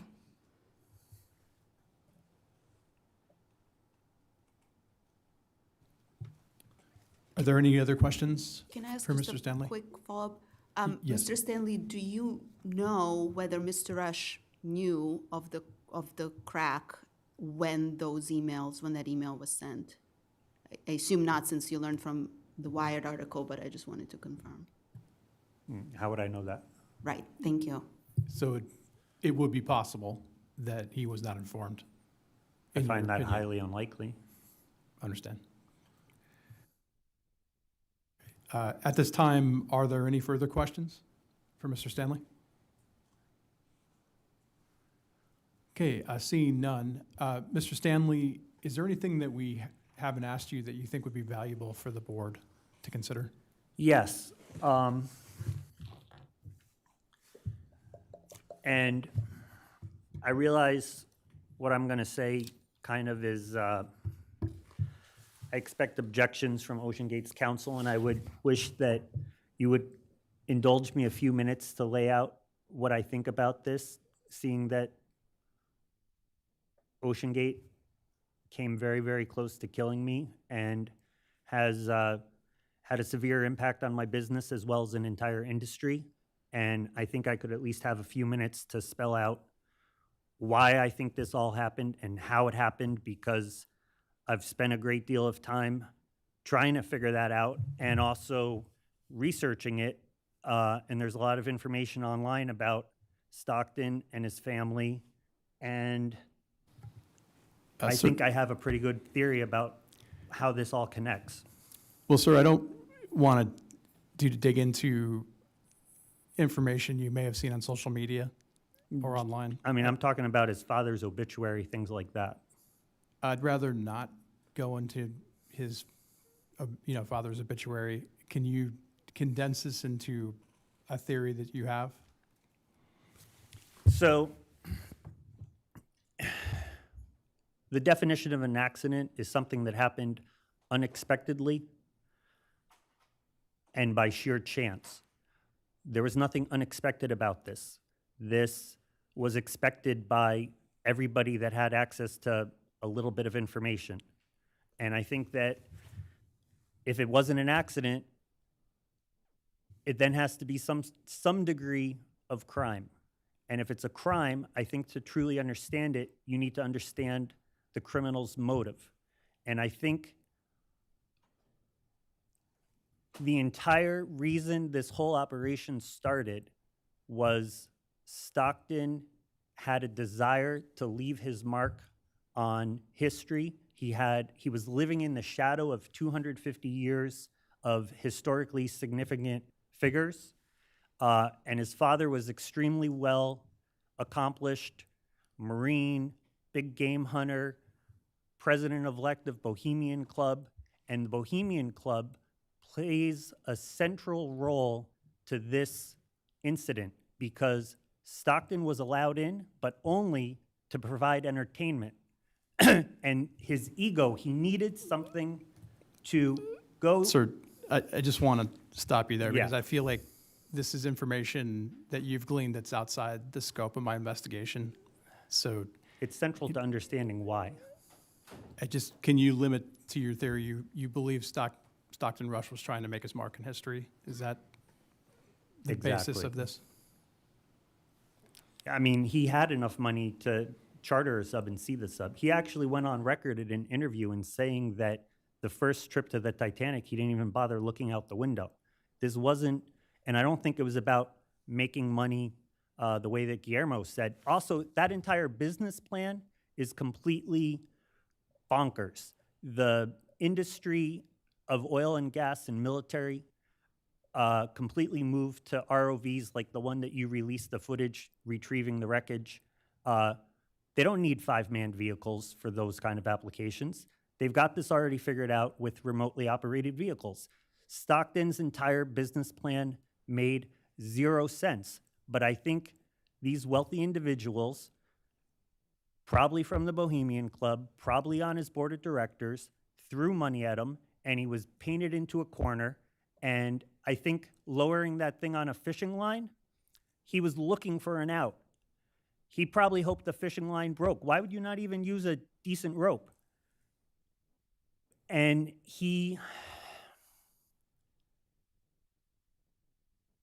how do you tell all these people that invested? Guillermo gave me a number of $100 million of investment.